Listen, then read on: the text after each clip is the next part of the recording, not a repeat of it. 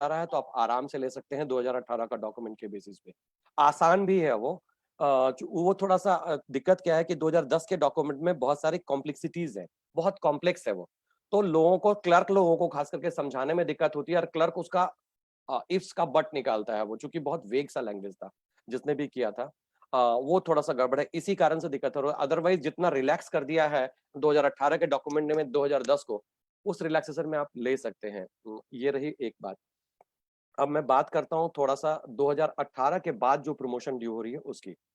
2018 के बाद जब प्रमोशन आपकी ड्यू हो रही है तो आपको बिल्कुल सारे रिफ्रेशर होने चाहिए, आपके सारे ओरिएंटेशन होने चाहिए और as per current rule of Delhi university अगर आपके नहीं है, डूटा फाइट करके ले आए अलग बात है, या फिर यूजीसी का जो डॉक्यूमेंट चल रहा है वो अगर 2021 तक रिलैक्स दे दे तो अलग बात है। अदरवाइज आपकी प्रमोशन थोड़ा डिले हो जाएगी अगर इस बीच फॉल कर रही है तो, क्योंकि उसमें अभी तक आपको एग्जेम्पशन नहीं मिला है। हाँ, मैं सुन रहा हूँ कि यूजीसी से कुछ डॉक्यूमेंट चल रहा है, अगर वो आ जाता है तो 2021 तक आपको रिफ्रेशर ओरिएंटेशन से अगर छूट मिल जाएगी तब तो अलग बात है, अदरवाइज दिक्कत है। आपका प्रमोशन थोड़ा लेट हो सकता है, मैं पहले बता दूं। अगर पॉइंट आपके पास पूरे नहीं है जो पॉइंट चाहिए, जितनी चीज चाहिए। एक क्वेश्चन और आता है कि आप स्टडी लीव पे थे या मैटरनिटी लीव पे थे तो आपको क्या प्रॉब्लम हो रही है। मैं एकदम क्लियर बता दूं, आपका अपार फॉर्म भी हर जगह लिखा हुआ है। अगर आप ऑथराइज लीव पे हैं, यूनिवर्सिटी के ऑथराइज लीव जिसमें मैटरनिटी लीव भी होता है, ज्यादातर महिलाओं के साथ ये प्रॉब्लम है, मैटरनिटी लीव पे जाती हैं, तो उनका वो अपार फॉर्म कहाँ जाएंगे, कोई दिक्कत नहीं है, आप बाकी का फॉर्म भर दीजिए। वो एक्स्ट्रापोलेशन होगा। अगर आप मान लीजिए 1 साल छुट्टी पे चले गए, आपका 5 साल मान लीजिए असेसमेंट होना है, 5 साल में 1 साल छुट्टी पे चले गए, तो 4 साल जो आप रहे हैं कॉलेज में, उन 4 साल के बेसिस पे आपका 5वां साल अपने आप एक्स्ट्रापोलेट हो जाएगा और उसके बेसिस पे आपकी मार्किंग हो जाएगी। इसलिए छुट्टी वालों को भी कोई प्रॉब्लम नहीं है। आराम से अगर आप एक ही साल काम किए मान लीजिए 3 साल में, 4 साल में एक मान लीजिए आपका 5 साल है, आप 2 साल काम किए, 3 साल आप छुट्टी पे रह गए, कोई दिक्कत नहीं है। आपका 2 साल का जो मार्क्स है वही एक्स्ट्रापोलेट होकर बाकी 3 साल पे चला जाएगा, बशर्ते कि ये वो लीव जो है वो सैंक्शन ऑथराइज लीव हो, जैसे मैटरनिटी लीव होता है, स्टडी, उस तरह की लीव में प्रॉब्लम नहीं है आपको। आप आराम से वो काम कर सकते हैं, ये लिखा हुआ है डॉक्यूमेंट में। रही बात एक और कुछ सीनियर्स अगर जुड़े हुए होंगे तो मैं बता दूं आपको कि कम लोग जानते हैं ये चीज, कि अगर आप प्रोफेसरशिप भी ढूंढ रहे हैं तो प्रोफेसरशिप भी 2010 के अभी एग्जिस्टिंग डॉक्यूमेंट जो कह रहे हैं, 2010 के बेसिस पे प्रोफेसरशिप भी ले सकते हैं। ये क्लियर कट मेंशन है दिल्ली यूनिवर्सिटी के डॉक्यूमेंट में भी, वो कहती है कि आप प्रोफेसरशिप भी बैकडेट से ले सकते हैं। और कुछ लोग कह रहे हैं ये कि प्रोफेसरशिप था ही नहीं 2010 में तो कहां से ले लें। बिल्कुल था 2010 में, आप देखिए 2017 का डॉक्यूमेंट, उसमें प्रोफेसरशिप प्रमोशन का भी ऑर्डिनेंस में लिखा हुआ है, प्रोफेसरशिप प्रमोशन कैसे होगा वो भी लिखा हुआ है, उनका फॉर्म भी है। इसलिए आपको चिंता करने की जरूरत नहीं है। प्रोफेसरशिप भी आप 2010 के बेसिस पे ले सकते हैं, बशर्ते कि आपके पास 60 पॉइंट हो और जैसा वो कह रहे हैं उसके बेसिस पे हो, तो आप लेने का ले सकते हैं 2010 के बेसिस पे। अगर आप पहले आपका फॉल हो रहा है तो नेचुरली 2010 के बाद ही मिलेगा। जिस दिन आप एसोसिएट प्रोफेसर बने थे उसके 3 साल बाद you are eligible to become professor, provided you have 60 points as per today's rule. आज के रूल के हिसाब से 60 पॉइंट आपको होने चाहिए 2010 के डॉक्यूमेंट के हिसाब से, बस यही है। अब उसके बाद जो क्वेश्चन आंसर होगा वो मैं बात लूंगा। अभी मैं रिक्वेस्ट करूंगा कि नेक्स्ट स्पीकर को बुलवाया जाए। हाँ, अब मैं बत्रा सर, धन्यवाद सुजीत भैया, आपने बहुत अच्छी तरह से अपनी सारी बात रख दी। और मैं चाहूंगा कि आगे भी, अभी तो हमने एक छोटा सा प्रयास किया है, आगे हम पर डे इस पे 1 घंटा बातचीत करेंगे। जब तक प्रमोशन हो नहीं जाता तब तक हम बातचीत करेंगे। और चूंकि आप हमारे डूटा टीम के सदस्य थे और लगातार जो प्रमोशन के सब कुछ हमने जो ड्राफ्ट बनाया था उसमें भी आपने हमारी बहुत मदद की थी, इसलिए सबसे पहले आपका बोलना बहुत जरूरी था। बत्रा सर भी इसका बहुत गहन अध्ययन किया है संजय सर ने, और वो भी हमारे कमेटी के मेंबर थे। तो बत्रा सर आप अपनी बात रखें। ओके, काफ़ी बातें सुजीत जी ने क्लियर कर दी हैं अबाउट प्रमोशन। 1-2 पॉइंट्स जो मुझे लगता है कि हमें समझ लेना चाहिए, मैं वो बता रहा हूँ। नंबर 1, अगर हम लोगों का प्रमोशन फर्स्ट और सेकंड स्टेज का है तो 2018 की गाइडलाइंस ज़्यादा इजी हैं। और अगर किसी का रिफ्रेशर कोर्स का प्रॉब्लम है 2018 में, तो 2018 गाइडलाइंस कहती हैं जिस दिन आप रिफ्रेशर कोर्स करेंगे उसी दिन से आपका प्रमोशन होगा, या फिर जो बाकी पॉइंट्स हैं अगर वो आपने पूरे नहीं किए, जिस दिन पूरा करेंगे उसी दिन से होगा। लेकिन 2010 की गाइडलाइंस ऐसा नहीं कहती। ये भी एक डिफरेंस है। अगर मान लो किसी के रिसर्च पब्लिकेशंस हैं, पहली प्रमोशन के लिए आपको सिर्फ 20 पॉइंट्स चाहिए, which can be covered with 2 publications. तो अगर आपका रिफ्रेशर को बाद में हुआ है डेट ऑफ प्रमोशन से, तो 2010 की गाइडलाइंस उस केस में आपकी मदद कर सकती हैं। This is about stage 1 and stage 2। Stage 2 पर 2018 में पीएचडी यूनिवर्सिटी टीचर्स को चाहिए, यूनिवर्सिटी डिपार्टमेंट टीचर्स को, कॉलेज टीचर्स को नहीं। और स्टेज 2 के अंदर फिर वही रिफ्रेशर कोर्स चाहिए या फिर उसके इक्विवेलेंट कोई 2 वीक का कोर्स किया हुआ हो 2018 की गाइडलाइंस में। तो ये तो मैं एडिशन कर रहा हूँ अबाउट 18 और 10 के डिफरेंस में, और प्रेफरेंस हमें 2018 को देनी चाहिए अगर हमारे ओरिएंटेशन रिफ्रेशर कोर्स टाइम से हो रखे हैं तो। फिर आ जाता है एसोसिएट प्रोफेसर के लिए। एसोसिएट प्रोफेसर में नंबर 1, 2018 की गाइडलाइंस पीएचडी मस्ट बोलती हैं, बिना पीएचडी के आप एसोसिएट प्रोफेसर नहीं बन सकते। और 2010 की गाइडलाइंस आपको बना सकती हैं, अगेन आपके पास पॉइंट्स हैं तो। फिर रही बात प्रोफेसरशिप की।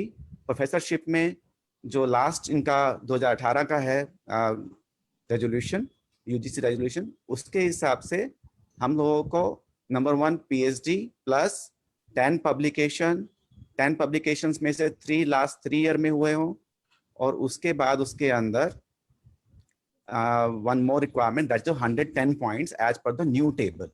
न्यू टेबल के अंदर हमें मार्किंग देखनी होगी अगर हम 2018 को ऑप्ट कर रहे हैं तो ये कुछ मेन पॉइंट्स हैं। बाकी जो क्वेश्चंस होंगे हम उसको आंसर कर देते हैं। Thank you all. ठीक है। Hello समरेन sir. हेलो, हाँ जी, हाँ अखिलेश बोल रहा हूँ, अखिलेश मिश्रा। सर हाँ जी। अखिलेश सर एक मिनट रुक जाइए, तो समरेन हाँ, सर बोल। बोल ले, फिर एक एक करके सवाल ले लेंगे। समरेन सर और ओझा जी, यदि ओझा सर यदि कुछ इसमें जोड़ना चाहते हैं, ऐड करना चाहते हैं, उसके बाद अखिलेश भैया फिर आप कर लेंगे। समरेन सर कुछ ऐड करना चाहते हैं आप इसमें? हाँ, क्योंकि I think Samarendra and Ojha ji ने भी बहुत बढ़िया बहुत से काम इसके किया ऊपर इस पे। करा हुआ है, संजय भाई इसीलिए मैं एंड कह रहा हूं कि along with Sujit, very true। Samaren sir कुछ ऐड करना चाहते हैं आप इसमें? नहीं, मुझे लगता है कि अधिकांश बातें बता दी गई हैं और इसमें बहुत ज्यादा कुछ ऐड करने का है नहीं। जो स्क्रीनिंग कमेटी है उसका कंपोजिशन लोगों को पता होगा, और नहीं आप बता मुझे दीजिए लगता समरेंद्र बता जी, दीजिए सर एक बार बता दीजिए। जो स्क्रीनिंग कमेटी होगी स्टेज 2 यानी सीनियर स्केल और स्टेज 3 के लिए, उसमें प्रिंसिपल होंगे, टीआईसी होगा या हेड ऑफ द डिपार्टमेंट, जो भी, अगर मान लीजिए टीआईसी उसका ही प्रमोशन होना है तो जो सीनियर टीचर होंगे वो रहेंगे, और 2 सब्जेक्ट एक्सपर्ट आएंगे यूनिवर्सिटी के। और जो सिलेक्शन कमेटी है एसोसिएट प्रोफेसर के लिए कॉलेज लेवल पर, उसमें चेयरपर्सन या उनका नॉमिनी होगा, principal, TIC, teacher in-charge, 2 university representative होंगे जिसमें से 1 सब्जेक्ट एक्सपर्ट होगा, और 2 सब्जेक्ट एक्सपर्ट होंगे डिपार्टमेंट से। तो और इसमें कोरम जो होगा वो 5 का होगा। एसोसिएट प्रोफेसर के लिए जो सिलेक्शन कमेटी बनेगी उसमें कोरम ऑफ द मीटिंग 5। तो मुझे लगता है और बाकी सारी चीजें, और पीबीएस फॉर्म परफॉर्मा भी 2 अलग अलग हैं, स्टेज 3 और एसोसिएट के लिए अलग है, और स्टेज 2 और स्टेज 3 के लिए अलग है। तो अपने जिस स्टेज पर हमें जाना है उस स्टेज के हिसाब से हमें एपीएआर फॉर्म भी भरना है, और उसी हिसाब से पीबीएस फॉर्म भी भरना है। तो इन चीजों का हमें ध्यान रखना होगा। मुझे लगता है बाकी संजय बत्रा सर और सुजीत सर काफी अच्छे से उन्होंने बता दिया है, और इनके आगे जो क्वेश्चन आंसर सेशन होगा तो उसमें जो बातें आएंगी तो उस पर हम लोग फिर बोलेंगे। जी सर, ओझा जी से भी कुछ आप ऐड कर दीजिए इसमें। देखिए कई जो सुजीत भैया ने शुरू में ही बात कही है, ठीक है, उस बात से मुझे लगता है कि सारा कंफ्यूजन दूर हो जा रहा है। तो हम तो सबसे पहले अपनी बात कहने से पहले मैं सभी जो प्रमोशन ले रहे हैं मेरे साथी, उनको एक शुभकामना देता हूं पहले, कि ये अवसर आ गया है आपको प्रमोशन लेने के लिए, और ये अनवरत हमारा जो ग्रुप है एडी वो हरदम इस प्रमोशन को लेकर के, जो हमारे ईसी मेंबर राजेश झा जी हैं और एसी मेंबर लोग हरदम एसी और ईसी के मीटिंग में करते रहे, और हमारे जो डूटा के मेंबर हैं आलोक पांडे जी और ये प्रेमचंद जी, हरदम डूटा में हम लोग हरदम ये बात को उठाते रहे, प्रमोशन होना चाहिए। और यही कारण है कि मजबूरन डूटा को भी प्रमोशन कमेटी बनानी पड़ी, और उस पर कोई डिलिब्रेशन भी हुआ, और उस डिलिब्रेशन का नतीजा हम लोग कुछ हम लोग आप लोग के सामने बता रहे हैं। क्योंकि ये नोटिफिकेशन जो है 27 तारीख को आ चुकी है, और उसके बाद परफॉर्मा भी आ चुका है। और सबसे खूबसूरत बात यह है कि इस नोटिफिकेशन के साथ में जो भी छोटी मोटी जो हम टीचरों के बीच में एक मम्बरिंग के रूप में एक कंफ्यूजन जो दिया जाता था कि आपका एडहॉक एक्सपीरियंस नहीं जुटा जाएगा, वो यहाँ पर देखिएगा कि इंपॉर्टेंट नोट का पॉइंट नंबर 2 में साफ बोल दिया गया है कि इसको नहीं रीओपन किया जाएगा। इसका मतलब कि आपका एडहॉक एक्सपीरियंस जुटेगा। जहां तक जो नए साथी हैं जो लेना चाहते हैं, उनके लिए एडहॉक एक्सपीरियंस जो है 6 से 7 में ही उनका जुटेगा। उसके बाद में इसलिए नहीं, क्योंकि इस ऑर्डिनेंस में तमाम चीजें बताई गई हैं कि आपको 5 साल स्टे करना है, तो इसलिए वो चीजें नहीं जुटेंगी, क्योंकि ये कैश का ये डिमेरिट है। ठीक है, ये डूटा का मुद्दा हो सकता है कि सारा मटेरियल जुटे, मगर अभी तक जो वस्तु स्थिति है वो ये स्थिति है कि वो चीजें। दूसरी बात है कि देखिए इसमें जो है मेरे सामने कागज है, और मैं तमाम चीजें, अच्छा जो ऑप्शन लेने की बात है, सुजीत भैया ने कहा कि ये ऑप्शन लेने में मुझे भी लगता है कि ऑप्शन में 2018 को ऑप्शन करना आसान है, थोड़ा सरल है। और सरल इन द सेंस ये है कि वो इन हाउस है, कॉलेज के अंतर्गत ही है, तो हम उससे कोशिश करें कि हम 2018 को लें, क्योंकि उसमें तमाम चीजें जो भी आपको मैंने परफॉर्मा भी देखा, उस परफॉर्मा के हिसाब से ये है कि आपको आपने अपने कॉलेज में आपने जो है 7 एक्टिविटी है, उसमें से आप 3 या 2 एक्टिविटी भी आप कर लेते हैं, तो आप सेटिस्फैक्टरी और गुड आ जाते हैं, और आपका प्रमोशन होने में आसानी होती है। जहां तक क्लासेज की बात है, क्लासेज में आप 70% से अबव आप क्लास आपका दिखाते हैं कि लेते हैं, जैसे पूरा क्लास असाइंड क्लास ऑब्लिक आपने क्लास कितना लिया इनटू 100 करके वो परसेंटेज निकलेगा, और उसमें अगर आप 70% तक क्लास लेते हैं तो आपका सेटिस्फैक्टरी है और आप प्रमोशन के लिए एलिजिबल होते हैं। उससे नीचे होता है तो हम नहीं होते हैं।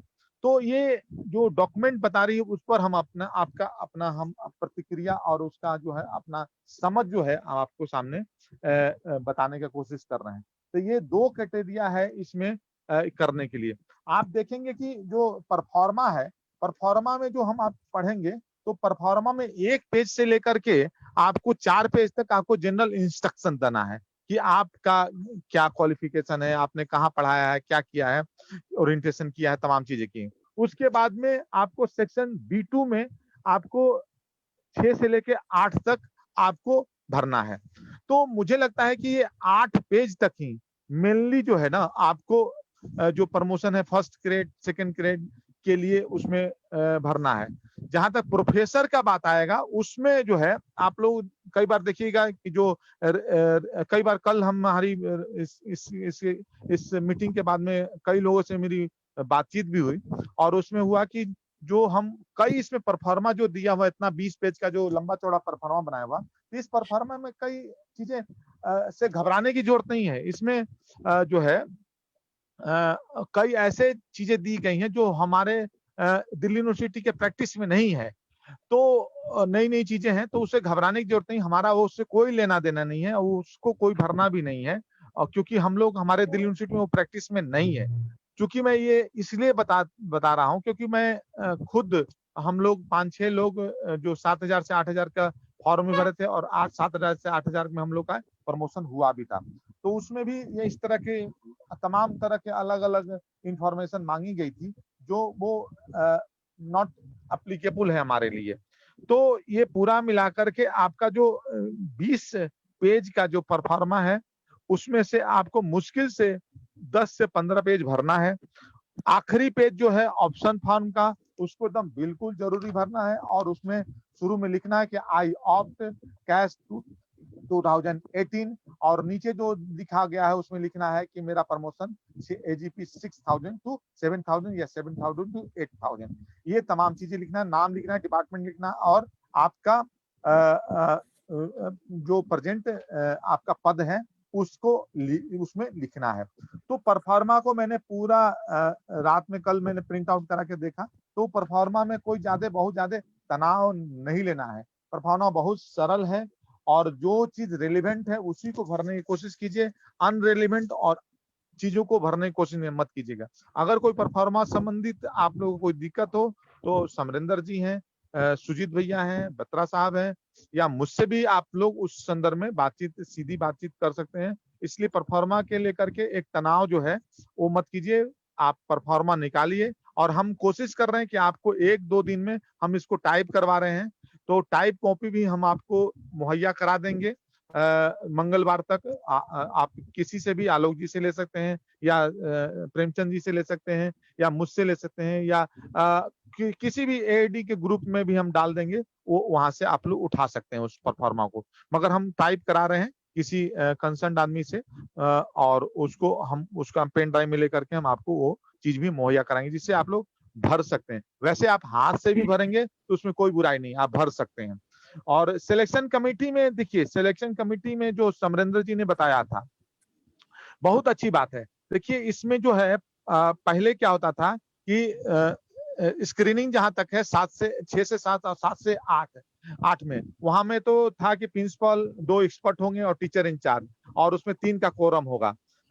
मगर जो अच्छी बात है जो ये निकल कर आई है इसमें आप देखिएगा कि पॉइंट नंबर 7 का चौथा जो है उसमें साफ बोलता है कि जो प्रमोशन होगा चाहे assistant professor to associate professor और एसोसिएट प्रोफेसर टू प्रोफेसर, मैं फिर से बोलता हूं, assistant professor to associate professor, associate professor to professor के लिए अगर होगा तो उसके जो सिलेक्शन कमिटी का जो कॉम्बिनेशन होगा वो होगा चेयरपर्सन या नॉमिनी होंगे, प्रिंसिपल होंगे, 1 टीचर इंचार्ज होंगे, 2 नॉमिनी वाइस चांसलर के होंगे और इसमें से 5 आदमी जो है वो कोरम का होगा।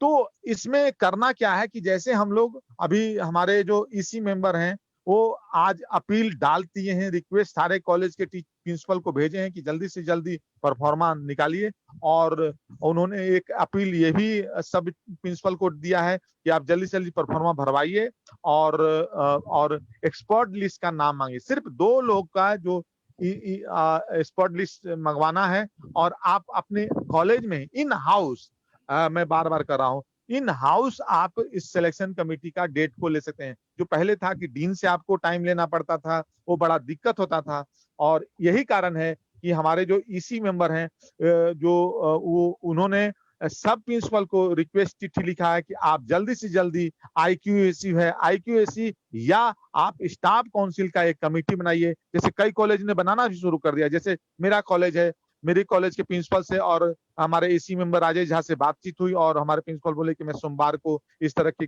क्रिया में लग जाऊंगा और मैं 1-2 दिन में बना दूंगा। तो इस तरह की चीज त्वरिता हमारे प्रिंसिपल लोग भी दिखा रहे। ओझा सर आप म्यूट हो गए, ओझा सर आप म्यूट हो गए, अपने आप को अनम्यूट करें। ओझा सर अनम्यूट करें। अनम्यूट कीजिए। वो सहज हो और प्रमोशन में कोई दिक्कत हो तो AD का हर एक सदस्य, हम लोग इसलिए अनवरत बातचीत कर रहे हैं कि हम लोग हर एक सदस्य आपके सामने हर एक समस्या को निदान के रूप में लेकर के हम लोग तत्पर रहेंगे। पहले भी रहते थे, आज भी हैं और आगे भी रहते रहेंगे। जहां तक रिफ्रेशर ओरिएंटेशन की बात है, सुजीत भैया ने तमाम चीजें उसमें बता दिया कि 31 दिसंबर 2018 तक का वो एक कैच है, ठीक है। मगर एक आपको ऑफ द रिकॉर्ड बता देता हूँ, UGC से एक ऐसी चिट्ठी आ रही है कि जो कि 18 अगस्त 2000। ओझा सर आपकी आवाज चली गई। जो चीज है तो वो तमाम चीज लेकर के आप घबराइए मत। आपका काम है परफॉर्मा को निकालिए, आप अपने कॉलेज में परफॉर्मा निकालने के लिए बोलिए, लिस्ट बनवाने के लिए बोलिए। अगर उसमें कोई दिक्कत आता है तो हमारे EC मेंबर राजेश झा से सीधा संपर्क कीजिए, हमारे डूटा वाइस सर, प्रेसिडेंट ओझा सर। आलोक जी से सीधा संपर्क कीजिए, प्रेमचंद जी हमारे ज्वाइंट सेक्रेटरी उनसे सीधा संपर्क कीजिए। इन लोग ऑफिस का प्रयोग करके आपके फॉर्म और आपके तमाम नोटिफिकेशन जल्दी से जल्दी करवाएंगे। और मेरी उम्मीद है और ईश्वर की कृपा भी है कि मुझे लगता है कि जल्द से जल्द ये रुकी हुई जो प्रमोशन जो थी, हमारे कई कारण, हम कारण नहीं बातचीत करेंगे कि ये डूटा का फॉर्म नहीं है, ओरिएंटेशन का फॉर्म है। ओझा सर, फिर जी। फिर आपसे हम लोग पूछेंगे कि कैसे। ठीक है, thank you so much. Alok Alok Alok Alok question answer मैंने देखा है, मुझे कुछ चीजें अभी बता देनी है। 80% क्वेश्चन आंसर का सॉल्यूशन इतने जो मैं बोलने जा रहा हूं उससे हो जाएगा। उसके बाद जो क्वेश्चन होगा उसको 1 बाय 1 लेंगे हम लोग। बोलूं मैं, अगर आपकी आज्ञा हो तो? हाँ भैया बोलिए। नहीं, अखिलेश सर कुछ बोलना चाह रहे थे, एक बार 2-3 बार उन्होंने हाथ बीच में किया था। अखिलेश सर कुछ बोलना चाह रहे हैं आप? हाँ, मैं एक चीज पूछना चाह रहा था कि आज एक र्यूमर भी उड़ रहा है कि कैप वगैरह है क्या प्रोफेसरशिप के लिए?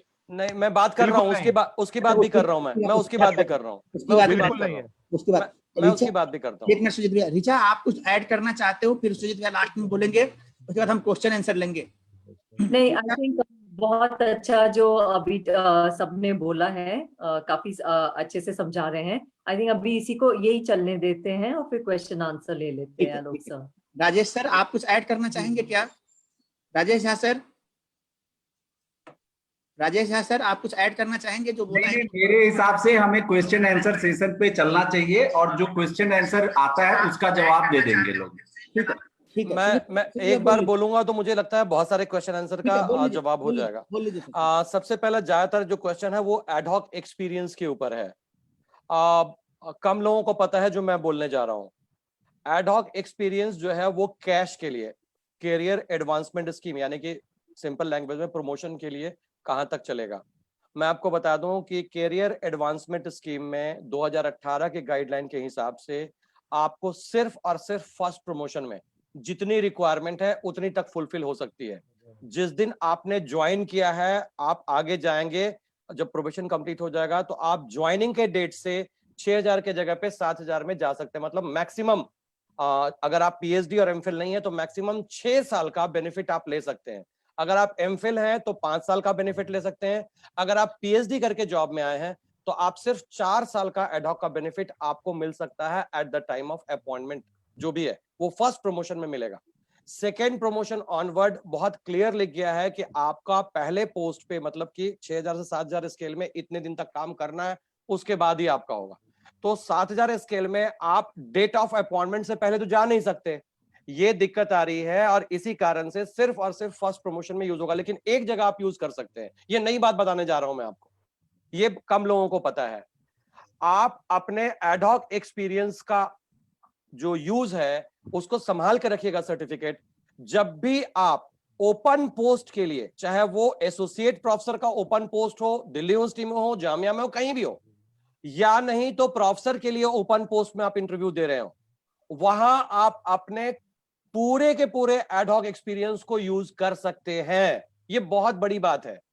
आप अगर चाहें तो आपका मान लीजिए 12 साल का एक्सपीरियंस पहले से है, आप एक बार यहां कंप्लीट कर लिया आपने 2-3 साल जो भी है, अब आप उस 12 साल का उपयोग, अगर आप पीएचडी हैं तो आप डायरेक्ट एसोसिएट प्रोफेसर बनने के लिए ओपन पोस्ट के लिए कर सकते हैं।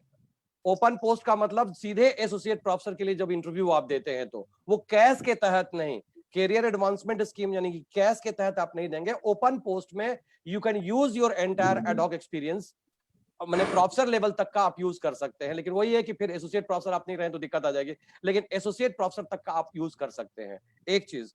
दूसरी चीज, पीएचडी का प्रॉब्लम आ रहा है कि भैया मैंने पीएचडी किया, ये अब किया तब किया। मैं बता देता हूं क्लियर, अगर आपने पीएचडी करके सर्विस ज्वाइन की है या आप अपने ज्वाइन करने के 4 साल के अंदर पीएचडी कर लेते हैं, अवार्ड होती है डिग्री, ध्यान रखिएगा, पीएचडी ये नहीं, सबमिशन भी नहीं, अगर आपको डिग्री अवार्ड हो जाती है आपके ज्वाइन करने के 4 साल के अंदर, then you will be eligible to get your first promotion after a lapse of 4 years। 4 साल में पहला प्रमोशन आपको मिल जाएगा। लेकिन ध्यान रहे उसके लिए अदर आपको जो भी थे और वो जो भी condition, terms and conditions in addition to PhD, वो तो फुलफिल करने ही पड़ेंगे। इसके अलावा अगर आपने 5वें साल पीएचडी किया और एमफिल आप नहीं है, तो आपका पहला प्रमोशन 5 ही साल में हो जाएगा जिस दिन आपका पीएचडी डिग्री अवार्ड हुआ है। लेकिन अगर आपने 7वें साल में पीएचडी किया है तो कोई फर्क नहीं पड़ता आपकी पीएचडी से, आपको सिर्फ इंक्रीमेंट मिलेगी पीएचडी की, 3 इंक्रीमेंट जो होती है इन सर्विस की, और आपका फर्स्ट प्रमोशन तो 6 साल बाद हो चुका है। सेकेंड प्रमोशन में वैसा नहीं। हाँ, अगर आप एसोसिएट प्रोफेसर की बात करें तो एसोसिएट प्रोफेसर में 2018 स्कीम के तहत कोई भी प्रमोशन 2018 जुलाई के बाद जो फॉल कर रहा है, ध्यान रखिएगा ये इंपॉर्टेंट चीज है, बहुत सारे क्वेश्चन आए हुए हैं मेरे पास। कोई भी प्रमोशन जो फॉल कर रहा है, जो ड्यू हो रहा है 2018 जुलाई के बाद, वो सारा प्रमोशन आपका न्यू स्कीम से होगा और उसमें सारी रिक्वायरमेंट आपको वो वाली फुलफिल करनी पड़ेंगी। आप 2010 तब लेंगे जब आप जुलाई 2018 के पहले आपका प्रमोशन फॉल हो रहा है। आप रिट्रोस्पेक्टिव प्रमोशन वही ले सकता है जो व्यक्ति का पहले प्रमोशन ड्यू हुआ है।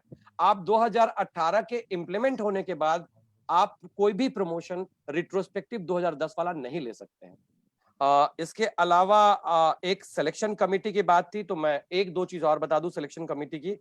सिलेक्शन कमेटी जो है इस बार बड़ा इंपॉर्टेंट है कि आपके कॉलेज के गवर्निंग बॉडी को दिया गया है पावर सारा का सारा। वो लिस्ट ऑफ एक्सपर्ट जो यूनिवर्सिटी जारी करेगी, जो अभी नहीं किया है यूनिवर्सिटी ने, यूनिवर्सिटी को लिस्ट ऑफ एक्सपर्ट देना पड़ेगा। उस लिस्ट ऑफ एक्सपर्ट से आपकी गवर्निंग बॉडी बुलाएगी लिस्ट ऑफ एक्सपर्ट से। अब यूनिवर्सिटी भेजेगी तब, जैसे पहले क्या होता कि यूनिवर्सिटी भेजेगी, नहीं, लिस्ट ऑफ एक्सपर्ट्स का नाम है, आप उनसे टाइम लीजिए और उसके बेसिस पे आप फिक्स कर लीजिए सिलेक्शन कमेटी जो भी है। या तो आप स्क्रीनिंग कमेटी फिक्स कीजिए या सिलेक्शन कमेटी फिक्स कीजिए। स्क्रीनिंग कमेटी फर्स्ट और सेकंड स्टेज के प्रमोशन के लिए जो मैंने बताया आपको, और प्रमोशन रही बात, जो प्रॉपर प्रमोशन है, जो सिलेक्शन कमेटी है, वो असिस्टेंट से एसोसिएट प्रोफेसर, एसोसिएट प्रोफेसर से प्रोफेसर के लिए ही है। बाकी समय स्क्रीनिंग कमेटी है। स्क्रीनिंग कमेटी की भी मीटिंग होगी और आपके कॉलेज में होगी, और एक साथ 2 प्रमोशन नहीं होगा। बहुत सारे लोगों ने क्वेश्चन किया हुआ है। जो अभी के हिसाब से चल रहा है, जो बातें हो रही हैं उसके हिसाब से, चूंकि स्क्रीनिंग कमेटी में कह रहा है डेट कब हुई स्क्रीनिंग कमेटी की, कब बैठी, और सेम डे उनको अपलोड करना पड़ेगा, आपके कॉलेज को इन्फॉर्म करना पड़ेगा कि मैंने इनका ये प्रमोशन किया। तो सेम डे नहीं हो सकता जो अभी तक का रूल है। हाँ, बाद में यूनिवर्सिटी अगर उस तरह का कुछ डिसाइड करती है कि चूंकि बहुत बैकलॉग है, चाहिए डूटा को चाहिए कि ये केस ले और कहे कि भैया फर्स्ट और सेकंड कैटेगरी चूंकि स्क्रीनिंग कमेटी से है, तो स्क्रीनिंग कमेटी सेम डे में दोनों क्यों नहीं कर लेते? आप क्यों 2 बार स्क्रीनिंग कमेटी को बैठाएंगे? स्क्रीनिंग कमेटी से भी यूनिवर्सिटी से लोग आएंगे, हमेशा एक्सपर्ट्स मिलेंगे नहीं, हर कॉलेज में होना है, हर जगह ड्यू है। तो डूटा को चाहिए कि ये दबाव बनाए कि भैया स्क्रीनिंग कम से कम एक साथ दोनों करवा लीजिए। लेकिन आज के डेट में अभी की बात कीजिए तो अभी एकदम क्लियर नहीं है। अभी के हिसाब से अगर यूनिवर्सिटी करेगी तो स्क्रीनिंग दोनों का अलग अलग करेगी, अलग डेट में होगा। तो अभी आपको फर्स्ट स्टेज अगर आपका ड्यू है तो फर्स्ट स्टेज का फॉर्म भरना पड़ेगा। हाँ, रही बात, तो हर साल आपको अपार का फॉर्म भरना है। अगर आपने नहीं भरा हुआ है, नेचुरली पहले से नहीं भरा हुआ होगा, अब आप अपार का फॉर्म भरना शुरू कर दीजिए, बहुत आसान सा है। और ये पावर आप, चूंकि आप परमानेंट टीचर हैं सबके सब जो प्रमोशन चाह रहे हैं, आप प्रिंसिपल के पास केवल मत छोड़ दीजिएगा। जरूरी नहीं कि प्रिंसिपल, बहुत जगह प्रिंसिपल आपका चेहरा देख के भी करते हैं और फिर दिक्कत हो जाएगी। तो आप एक तो आपके इस डॉक्यूमेंट में जो लिखा हुआ है उसके हिसाब से अपार आपका फॉरवर्ड होगा टीचर इंचार्ज के थ्रू। और चूंकि टीचर इंचार्ज रोटेशनल होता है और टीचर इंचार्ज वैसा काम करने के लिए आप कह सकते हैं कि भाई डिपार्टमेंट की मीटिंग कीजिए, उसमें ये सब कर दीजिए। तो टीचर इंचार्ज को बाध्य भी कर सकते हैं डिपार्टमेंट की मीटिंग में। तो मुझे लगता है वो भी करे तो काम हो सकता है, या नहीं तो फिर स्टाफ काउंसिल एक कमेटी कंस्टिट्यूट करते, आप इलेक्ट कर लीजिए आपस में लोगों को, जो बहुत अच्छे से लोग हैं, जो आराम से कोऑपरेट करके करेंगे। 2-3 लोगों को बना दीजिए और उनको कहिए। अगर सिर्फ प्रिंसिपल को ये पावर दे दीजिएगा कि वो आपके अपार के फॉर्म को सर्टिफाई करे, मैं आपको फिर बताता हूं कि दिक्कत आ सकती है। बहुत सारे प्रिंसिपल्स के साथ दिक्कत है। तो ये पावर आप वैसे भी, आपको जो डॉक्यूमेंट है वो आप टीचर इंचार्ज को ये पावर दे रहा है। डॉक्यूमेंट के हिसाब से हर साल का जो अपार फॉर्म है it will be forwarded by teacher in-charge. तो टीचर इंचार्ज करेगा। तो आप इसके बाद भी प्रिंसिपल, आप एसोसिएशन, आप अपने स्टाफ काउंसिल से एक बना सकते हैं कि भैया 4 लोग हैं, 3 लोग हैं, या तो IQAC कमेटी को दीजिए, या नहीं तो फिर आप दे दीजिए टीचर इंचार्ज के साथ साथ एक, नहीं तो 2-4 लोगों का ग्रुप बना दीजिए। आप क्वेश्चन लें क्या हम लोग? हाँ, आप ले लीजिए। तो अब यदि जिनकी जिज्ञासाएं शांत हो गई है, सुजीत भी हम लोग जरूर बात करेंगे डूटा की ओर से। मैं राजीव सर से बात करूंगा, डूटा की ओर से दबाव बनाऊंगा कि दोनों, प्रेम भाई भी है यहाँ पे। प्रेम भाई कुछ ऐड करना है आपको तो ठीक है, नहीं तो हम क्वेश्चन आंसर ले रहे हैं। प्रेम भाई? नहीं सर, आप कंटिन्यू रख। हाँ, तो ठीक है, तो आप क्वेश्चन आंसर ले रहे हैं। जिनकी समस्याएं खत्म हो गई हैं वो तो ठीक है, नहीं तो जिन लोगों ने हाथ उठाया है उन सबके एक एक करके मैं उनसे पूछ रहा हूं कि वो क्या उनकी समस्या है। एक मिनट, रुचिका मैम आप पूछिए अपनी बात। Ruchika thank you so much for all the clarification Sujit sir. मैं ये पूछना चाह रही थी, जैसे आपने बोला एक्स्ट्रापोलेशन होगा, सो किसी का एसोसिएट का असेसमेंट पीरियड है और वो 3 साल छुट्टी पर है, तो एक्स्ट्रापोलेशन कहाँ से करेंगे हम लोग? इसमें यूजीसी डॉक्यूमेंट बिल्कुल चुप है। देखिए 3 साल वो नहीं रहा होगा, क्योंकि एसोसिएट प्रोफेसर अगर आपका ड्यू है तो कब हुआ था, मुझे केस बताइए आप। सर मैं बिल्कुल बॉर्डर पे निकल गई हूँ, बट मेरे 2-3 फ्रेंड्स हैं, उनका क्या हुआ है कि जब उनका असेसमेंट पीरियड एसोसिएट का शुरू हुआ है, विदिन 2 मंथ्स उनकी स्टडी लीव शुरू हो गई थी। देखिए जो भी चीज मैंने यूजीसी डॉक्यूमेंट जो कहता है उसके हिसाब से आपने जितना दिन काम किया है, हाँ जी, उतने दिन का वो एक्स्ट्रापोलेट कर देंगे छुट्टियों में, ये उन्होंने कहा है। अब एक्स्ट्रापोलेशन ये यूजीसी डॉक्यूमेंट भी कहती है, यही चीज आपका दिल्ली यूनिवर्सिटी का डॉक्यूमेंट भी कहता है। बिल्कुल। छुट्टी पे, ऑथराइज छुट्टी पे अगर आप हैं तो उसके कारण से आपको प्रमोशन में डिले नहीं होगा, ये तो क्लियर है। अब उसके बाद जो आपने काम किया है उसको इंट्रापोलेट कर दे, बाद में एक्स्ट्रापोलेट कर दे, मतलब कोई ना कोई जब भी कोई ना कोई तो वे आउट निकालना होगा, क्योंकि यूजीसी डॉक्यूमेंट एकदम क्लियर है इसमें कि आप अगर ऑथराइज लीव पे हैं तो उसके कारण से आपकी प्रमोशन को आगे नहीं रहेंगे, एकदम क्लियर है। और ये भी है, तो आप हो सकता है 2 महीने से ही एक्स्ट्रापोलेट कर दें, वो आपने 2 महीने में क्या किया उसको हम 3 साल पे ऐड कर देंगे। हाँ सर, इसकी मतलब कहीं से कोई फिक्स क्लेरिफिकेशन हो सकती है, कहीं ऐसा ना हो कि यूजीसी में क्लियर लिखा हुआ है कि आपको उसके कारण से डिसएडवांटेजियस पोजीशन में नहीं आना है, ये लिखा हुआ है। तो अब देखिए क्लर्क लोग तो बहुत गड़बड़ है, मैं हाँ सर, वही तो इशू है कि वहाँ फाइल चली जाए और फिर रुक जाए। मैं बहुत सारे सीनियर आईएएस से भी मेरी बात होती है, पूरी कंट्री में जो प्रॉब्लम चल रही है ना, ये क्लर्कों के कारण चल रही है। ये एक फुल स्टॉप को लेंगे और उसको इतना बड़ा कर देंगे कि पहाड़ बना देंगे इसको। हाँ, बिल्कुल, ये प्रॉब्लम है क्लर्क के साथ, और ये मैं जानता हूँ दिल्ली यूनिवर्सिटी में भी आएगी, मैं जानता हूँ।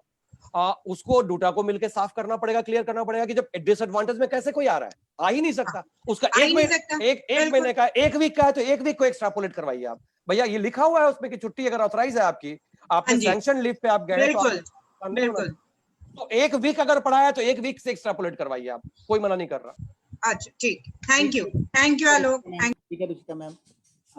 पारा ढोलाकिया मैम है, मैम आप अपनी बात रखें। मैम बोलिए।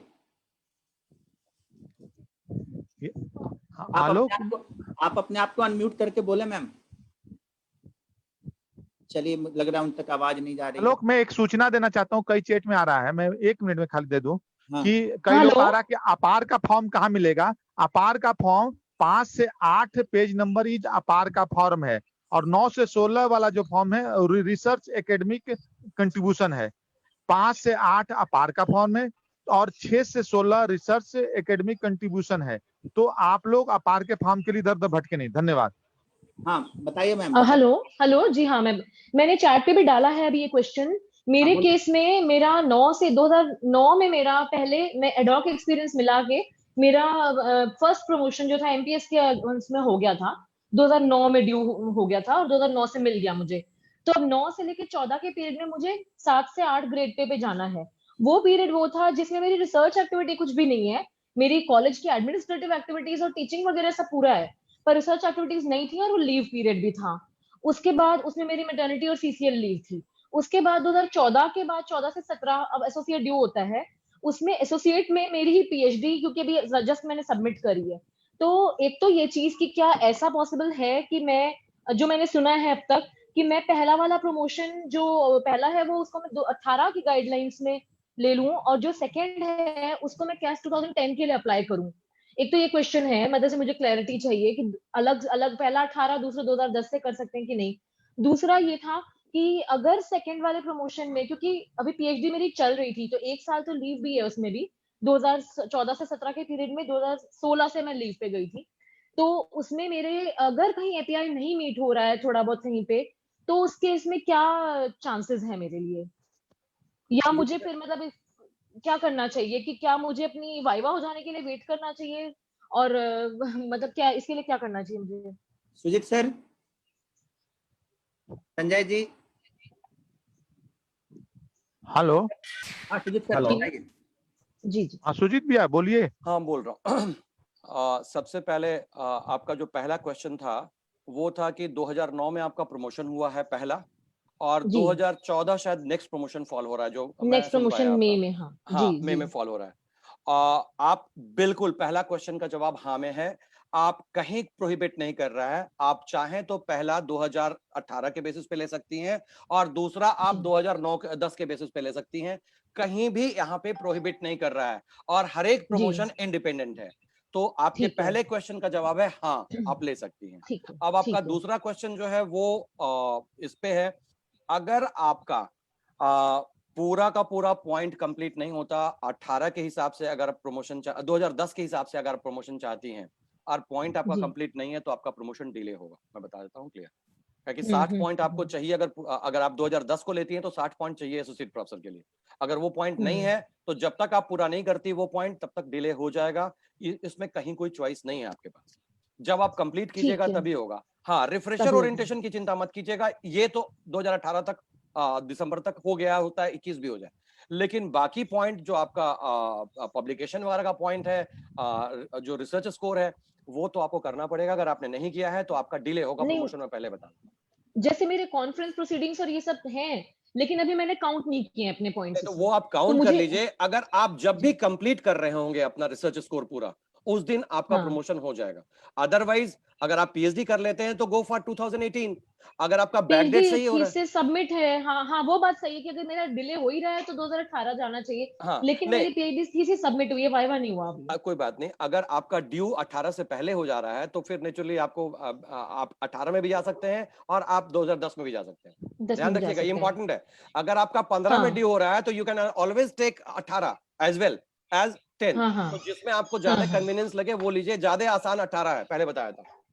ठीक है।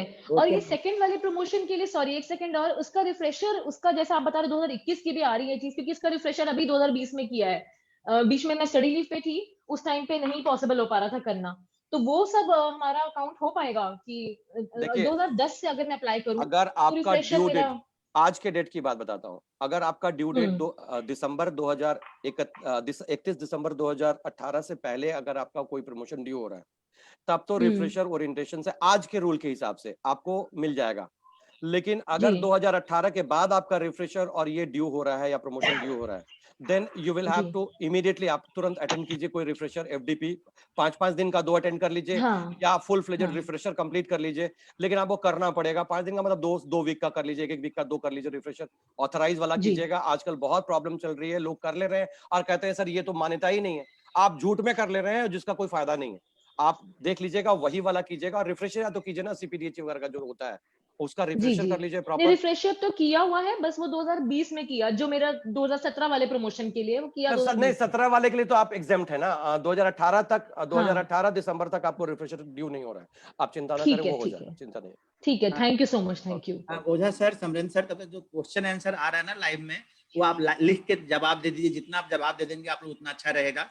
क्वेश्चन आंसर में क्वेश्चन आंसर आ रहा है, आप लोग लिख के दे दीजिए। हम लोग यहाँ पूछ रहे हैं। समरेंद्र आप लिख दीजिए, मैं थोड़ा लिखने में मैं सर जो क्वेश्चन आ रहे हैं मैं एक एक करके उसका जवाब दे रहा हूँ वहाँ पर। लिख के उसका जवाब दे रहा हूँ वन बाय वन। ग्रेट। और कोशिश करूंगा कि मैक्सिमम करता जाऊँ। 3-4 क्वेश्चन के जवाब मैंने दे दिए हैं।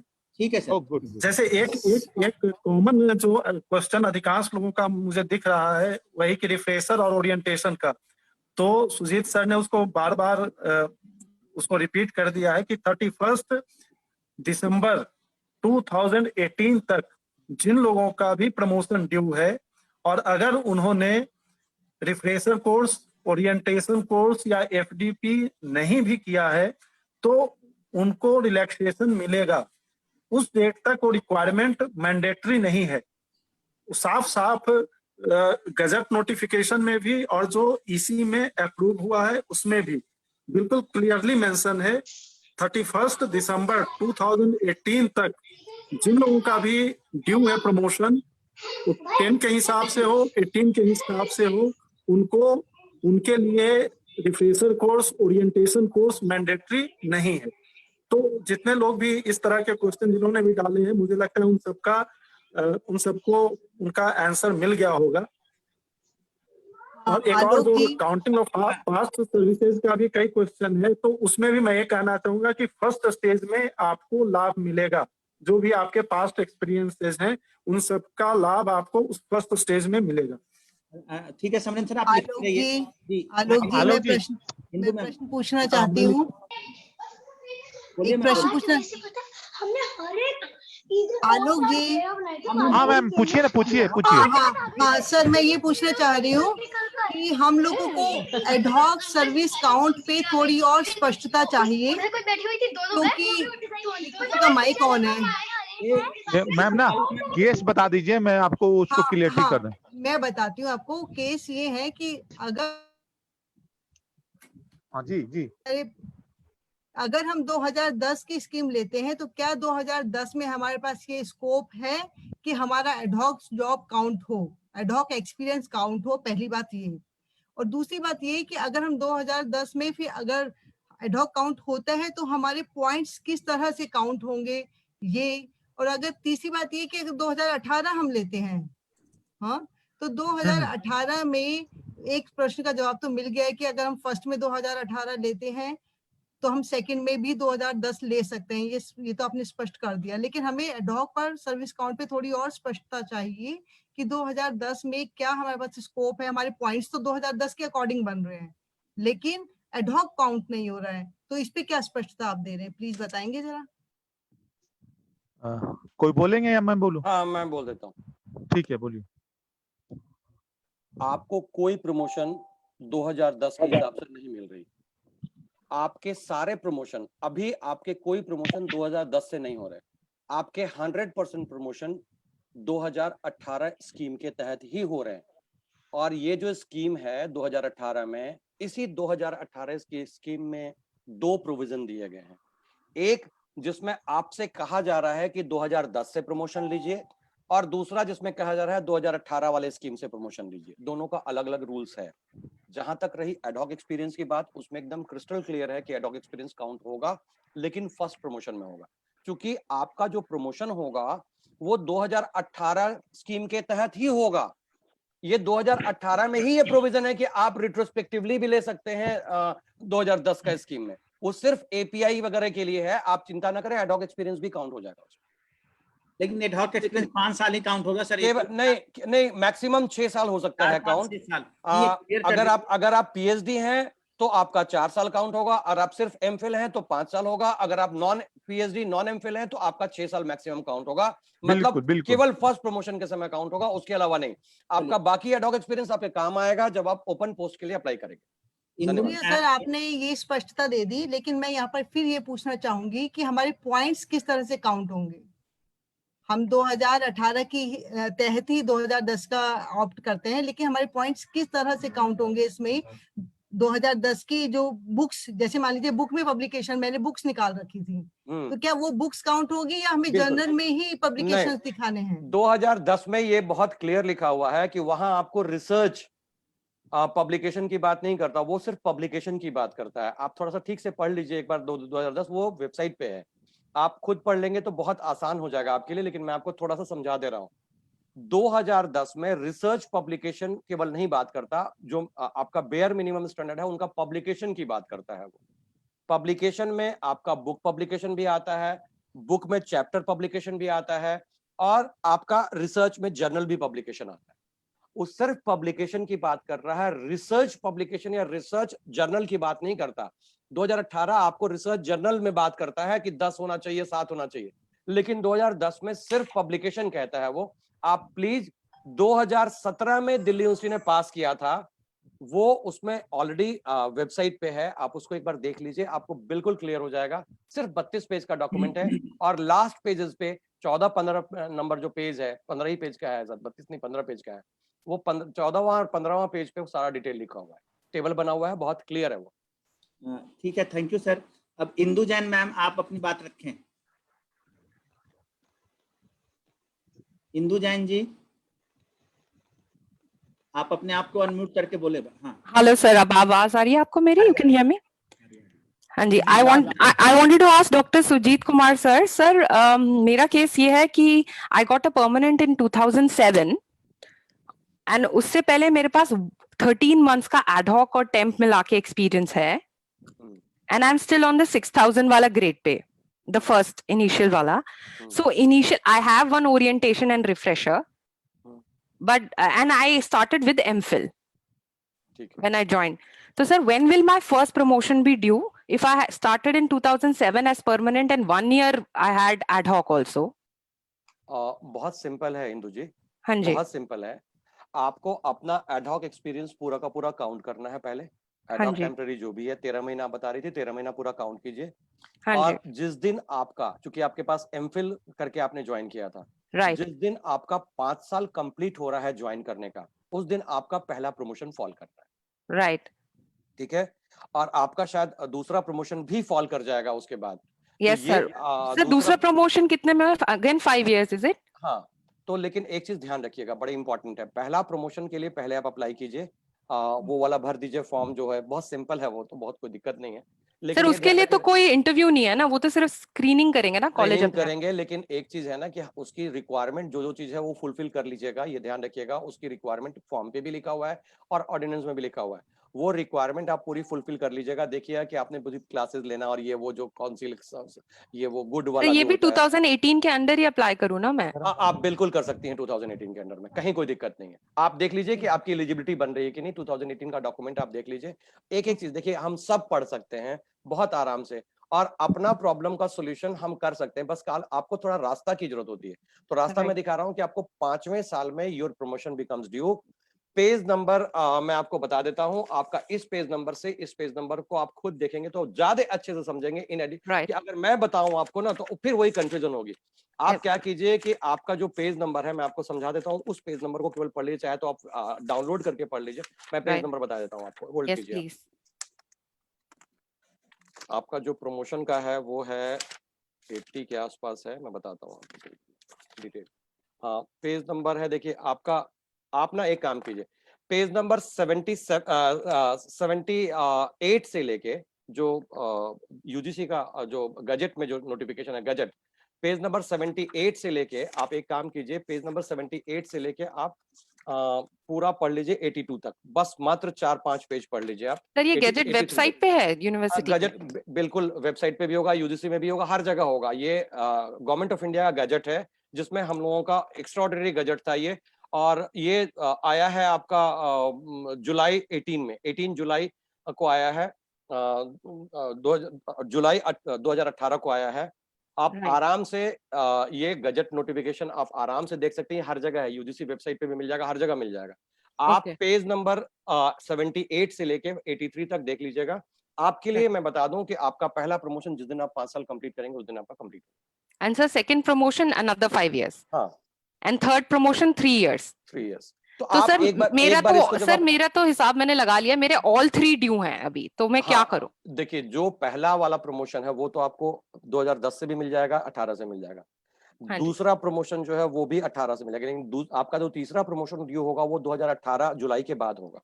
हाँ जी सर, 2019 में है वो सर. हाँ, तो 2019 में जो ड्यू होगा वो आपको नेसेसरीली 2018 के बेसिस पे लेना होगा, और उसके लिए आपको पूरा का पूरा रिक्वायरमेंट फुलफिल करना पड़ेगा. और आज के डॉक्यूमेंट के हिसाब से आपके पास रिफ्रेशर ओरिएंटेशन उसके हिसाब से पूरा होना चाहिए. सर ये कैश 2018 के अंदर ही लेना चाहिए थर्ड प्रमोशन भी? बिल्कुल बिल्कुल. आप नहीं, आपके पास चॉइस भी नहीं है. आप 2010 ले नहीं सकते, क्योंकि जो भी प्रमोशन फॉल हो रही है जुलाई 2018 के बाद, वो आपको कैश 2018 पे ही लेनी पड़ेगी. तो सर जो मैंने एक पहले रिफ्रेशर ओरिएंटेशन किया हुआ है, अगर मैं उसे फर्स्ट और सेकंड प्रमोशन में ना यूज करूं और थर्ड में कर लूं, तो ये पॉसिबिलिटी है?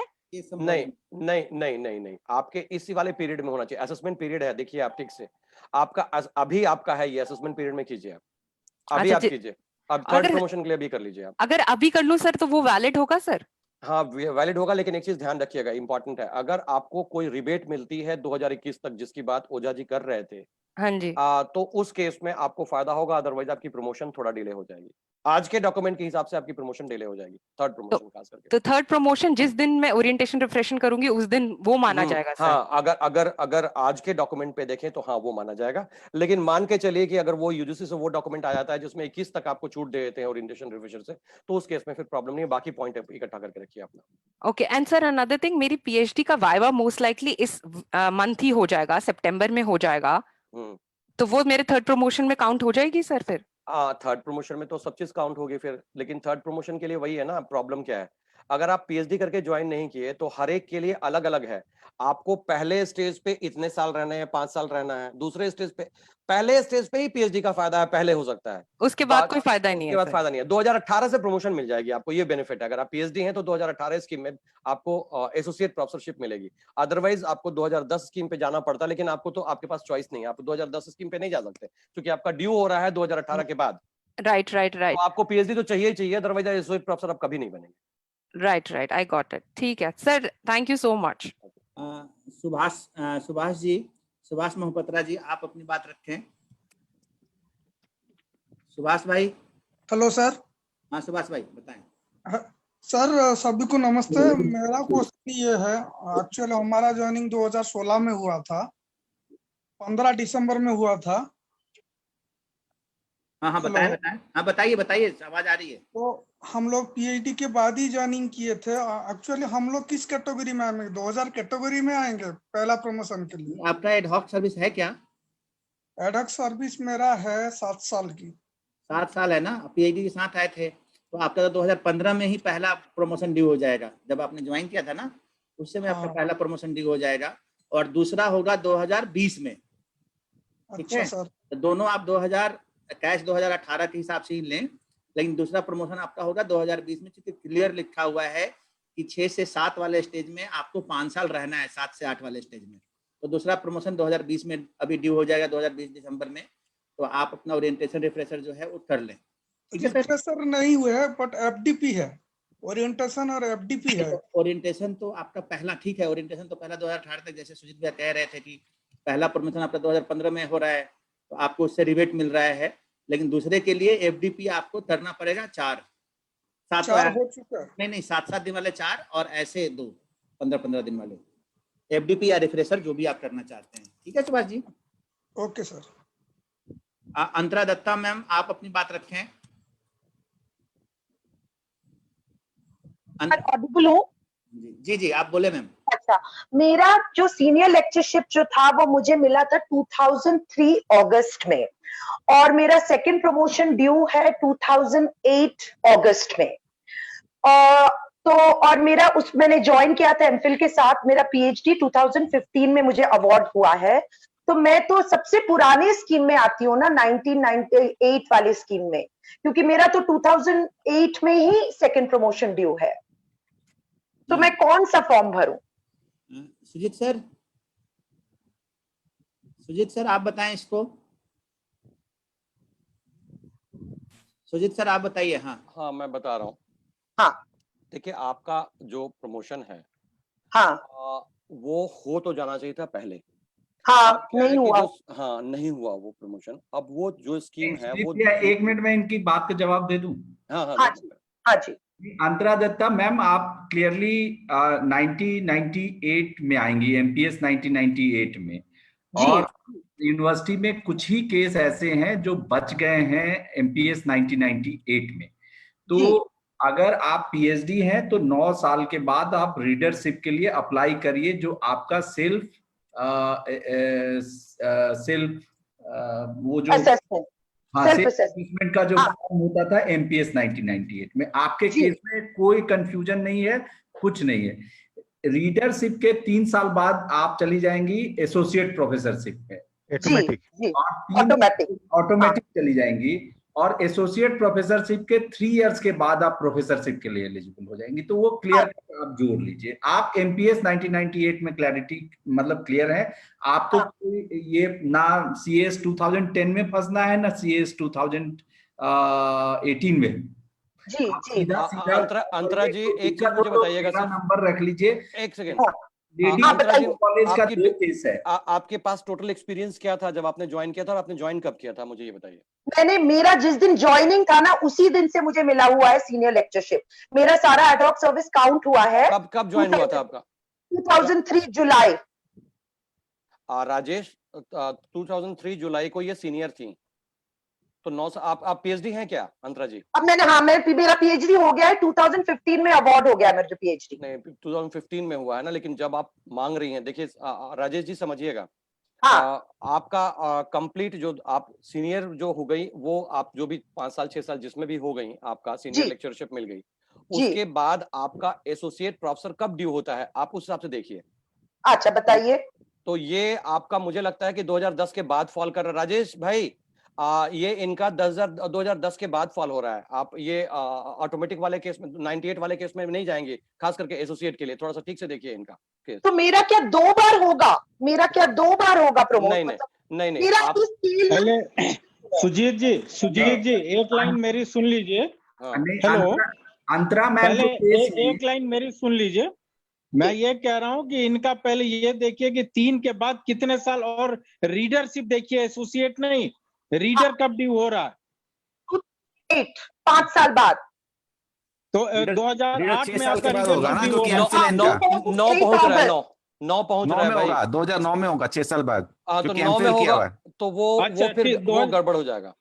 लेकिन 2010 से पहले है, कितना है? 2010 से पहले है। 2010 से पहले है। अरे यार, सब लोग मत बोलिए प्लीज। राजेश आप जवाब दीजिए, राजेश झा आप जवाब दीजिए इसका। नहीं अंतरा मैम, आपका टोटल एडहॉक एक्सपीरियंस कितना है? मेरा टोटल एडहॉक एक्सपीरियंस 3.5 साल का था। हाँ, तो 3.5 साल का है, तो आप 2003 में सीनियर मतलब आप सीनियर ग्रेड में आ गई जी। तो उसके बाद आपका ये 6 साल तो ठीक है। नहीं 2004 में आई हैं, 2004 में आई हैं सीनियर ग्रेड में, ठीक से देखो। नहीं 2003 में आई हूं मैं, 2003 अगस्त। हाँ, तो इसका मतलब है कि 4 साल तो 2003 में, तो 2007 में ही तो इनका हो जाएगा रीडरशिप का। राजेश जी 2009 में होगा, एमफिल है ना, 6 साल लगेगा उसके बाद। पहले 4 और 5 साल का था। 6 साल 4 और 5 9 साल चाहिए ना रीडर बनने को। 9, 10, 11। अगर 9 है पीएचडी के लिए, 10 एमफिल के लिए, और 11 बिना एमफिल के लिए, एमएससी के लिए। बिल्कुल। नहीं तो मैं थोड़ा सा कंफ्यूजन है, थोड़ा सा डिटेल में मुझे समझा दीजिए। मैं सीनियर ग्रेड में 5 साल मेरा कंप्लीट होता है 2008 अगस्त। तो आप कह रहे हैं मुझे इस स्केल में 6 साल रहना पड़ेगा, 5 साल नहीं? बिल्कुल बिल्कुल। अच्छा, तो 2009 है फिर भी, तो 2010 से तो पहले ही पड़ रहा है ना मेरा।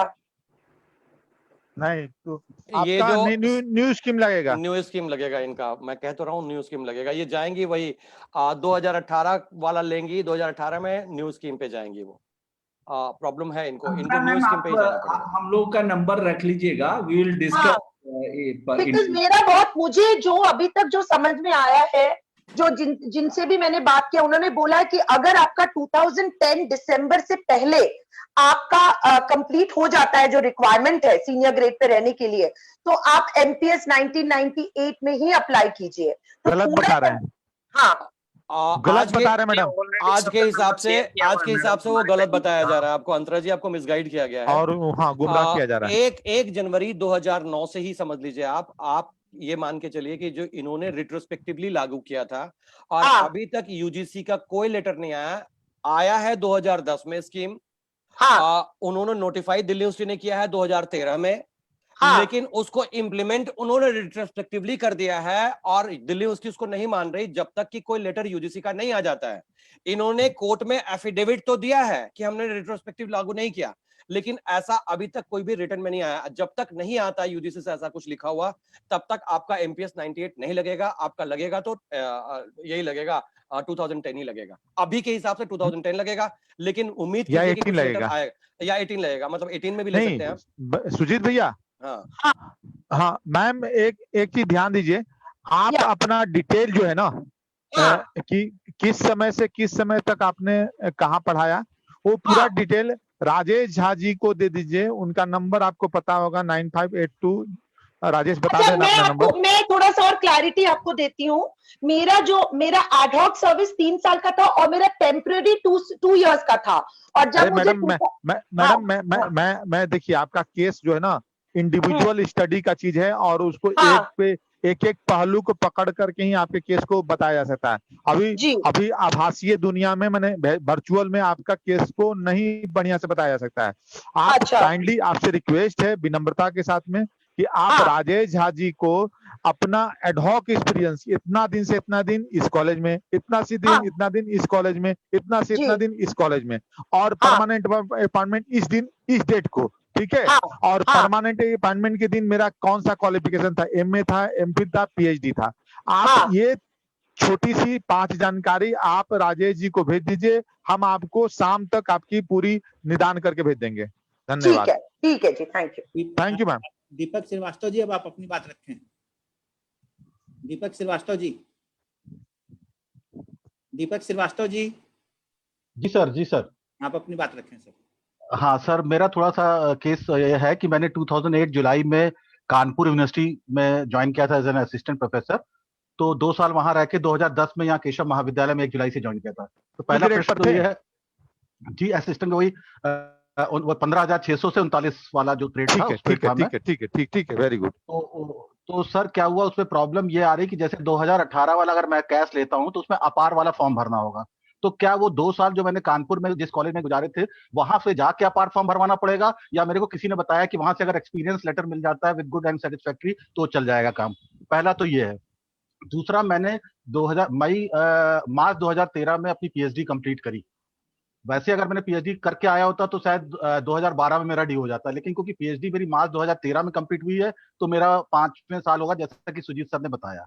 उससे पहले एक कंफ्यूजन बत्रा जी और सुजीत जी की बात पे मेरे को लगा, सुजीत जी ने लगातार इस पे दिया और मेरे को लग भी रहा ज्यादा सही कि उन्होंने बोला कि 31 दिसंबर 2018 से पहले जो भी प्रमोशन ड्यू है उसमें ओरिएंटेशन और रिफ्रेशर का ज्यादा वैल्यू नहीं रहेगा। लेकिन बत्रा जी ने अपनी बात में यह कहा था कि अगर किसी का असेसमेंट पीरियड में फर्स्ट स्टेज में ही अगर नहीं है तो उसको कैश 2010 में जाना चाहिए। तो ये थोड़ा कॉन्ट्राडिक्टरी स्टेटमेंट हो रहा है, मुझे इस पे थोड़ी सी क्लैरिफिकेशन चाहिए थी। और मेरे केस में क्या हुआ कि मैंने 2010 में जब यहाँ ज्वाइन किया था तो पहले मैंने रिफ्रेशर किया 2011 में, और 2014 जुलाई में मैंने ओरिएंटेशन किया, जो असेसमेंट पीरियड से 1 साल बाद है। तो ये मेरी क्वेरी है, और एक क्वेरी मेरी सॉल्व हो गई थी कि अगर एक प्रमोशन अगर हम 2018 से लेते हैं तो हम दूसरे 2010 से भी ले सकते हैं। तो सर ये वाली क्वेरीज अगर मतलब सुजीत सर या बत्रा सर या जो भी मतलब सॉल्व कर सके। Thank you sir. सुजीत भैया बोलिएगा, या बत्रा साहब? सुजीत सर बोल रहे हैं। ठीक है। आपकी जो क्वेरी है, एक तो मैं आपको रिपीटेडली कह रहा हूँ कि अभी के रेगुलेशन के हिसाब से और दिल्ली यूनिवर्सिटी ने जो नोटिफाई किया है उसके हिसाब से आप ये मान के चलिए आज के डेट में कि आपको 2018 दिसंबर तक ओरिएंटेशन रिफ्रेशन से प्रॉब्लम नहीं होने वाली है। अगर होगी तो फिर टूटा जाएगा। थोड़ी आवाज कम आ रही है, आप थोड़ा तेज बोल दीजिए। अगर 2018 से पहले दिसंबर से पहले ओरिएंटेशन और रिफ्रेशर ड्यू आपका हो रहा है तो उस पे प्रॉब्लम नहीं आने वाली है। उम्मीद कीजिए डूटा को भी जाने की जरूरत नहीं पड़ेगी, आपका नॉर्मली ऐसे हो जाएगा। लेकिन 2018 के बाद, दिसंबर 2018 के बाद जो भी प्रमोशन आपका ड्यू हो रहा है उसके लिए प्रॉपर उस असेसमेंट पीरियड में आपका ओरिएंटेशन एंड रिफ्रेशर होना चाहिए। ये एकदम क्लियर है, कहीं कोई दिक्कत नहीं है उसमें। और दूसरा कोई क्वेश्चन था आपका? सर वो था मेरा कि मैंने कानपुर से 2 साल जो जिस कॉलेज में किया, क्या वहां से अपार फॉर्म भरवाना पड़ेगा मेरे को जाकर? देखिए अभी के हिसाब से तो अपार फॉर्म वहीं से आएगा।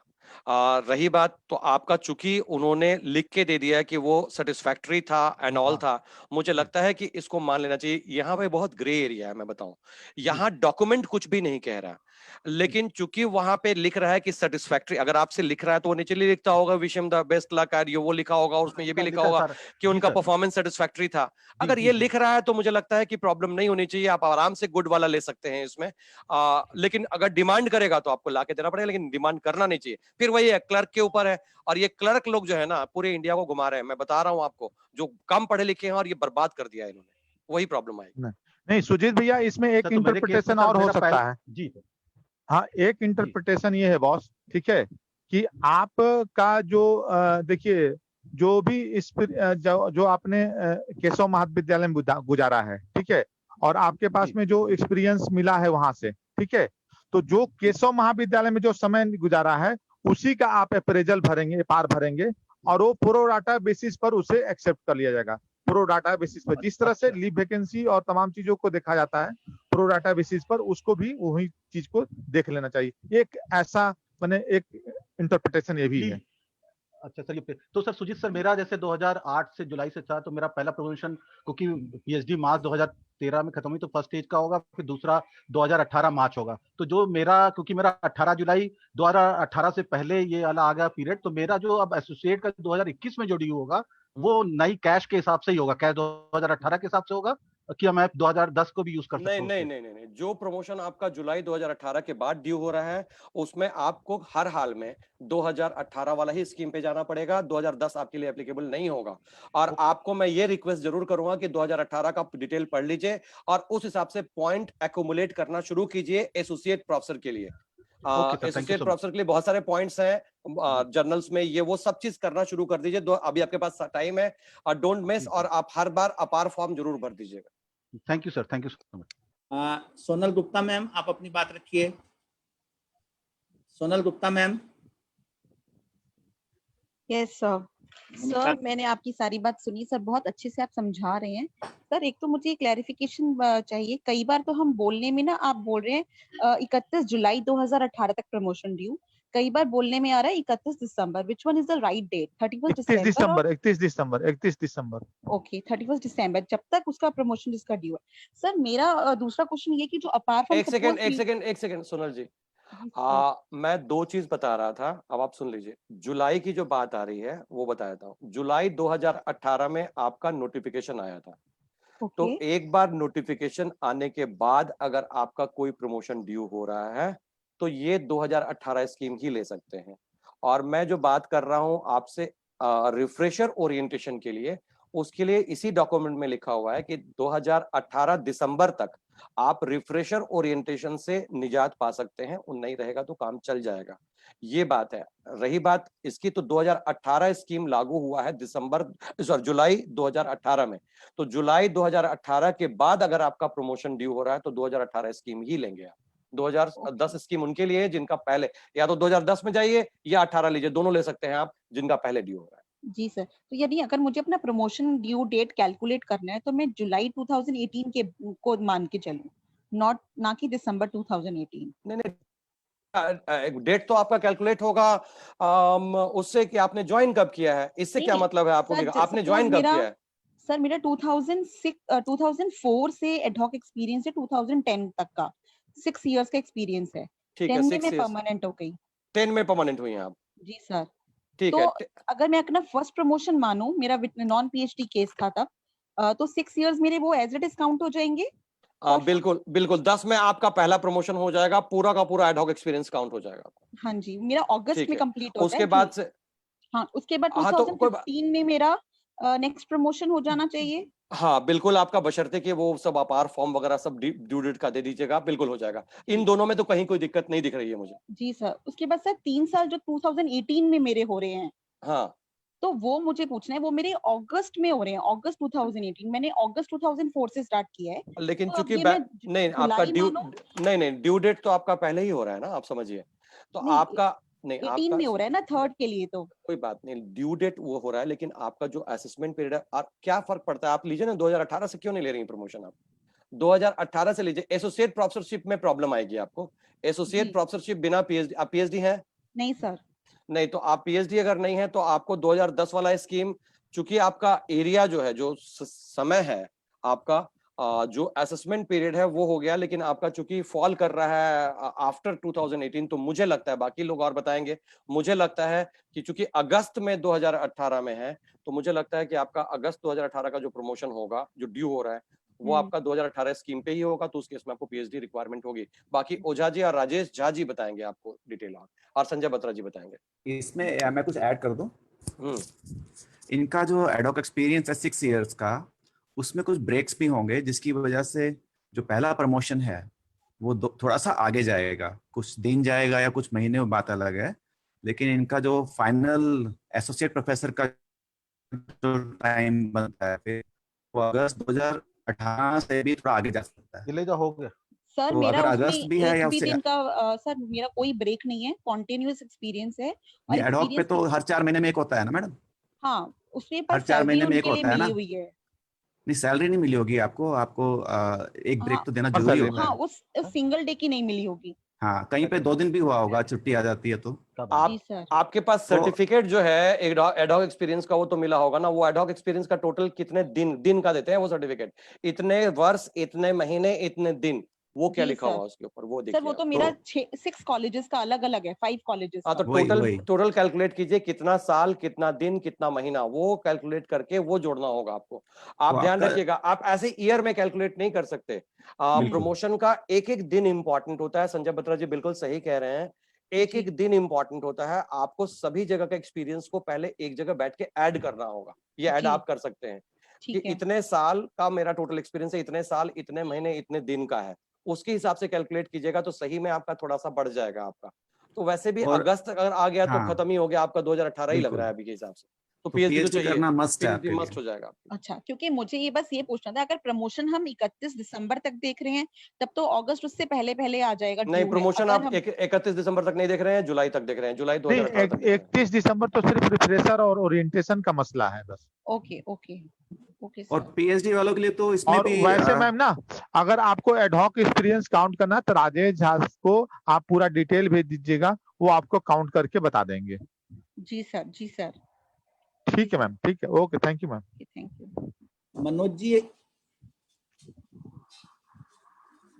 मनोज कुमार जी आप अपनी बात रखें। मनोज कुमार जी, मनोज जी आवाज आ रही है मेरी आपके पास? आप अपनी बात रखें। मनोज जी आप अपनी सवाल को रखें। मनोज जी अपना माइक ऑन करेंगे आप पहले। अच्छा, ये आलोक जी एक रिक्वेस्ट है, ये वेबिनार का टाइम तो 4 बजे तक है ना? हाँ कोई बात नहीं, अब तो हाँ, फिर हम कल करेंगे, कल भी करेंगे, ठीक है? हाँ, कल भी कर हाँ लेंगे, कोई बात नहीं। हाँ, अभी मैं वही तो कर रहा हूँ जितना सवाल लिया हाँ, जा 4 बजे के बाद बाइंड अप करेंगे हम लोग, ठीक है? हाँ ठीक है, okay, thank you. Manoj ji आप अपनी बात रखें, यदि नहीं रख रहे हैं तो हम आगे बढ़ते हैं। राजेश दत्ता जी, राजेश दत्ता जी, मनोज जी बात रख रहे हैं अपनी? हेलो। हाँ मनोज जी। हाँ सर, सुन पा रहे हैं?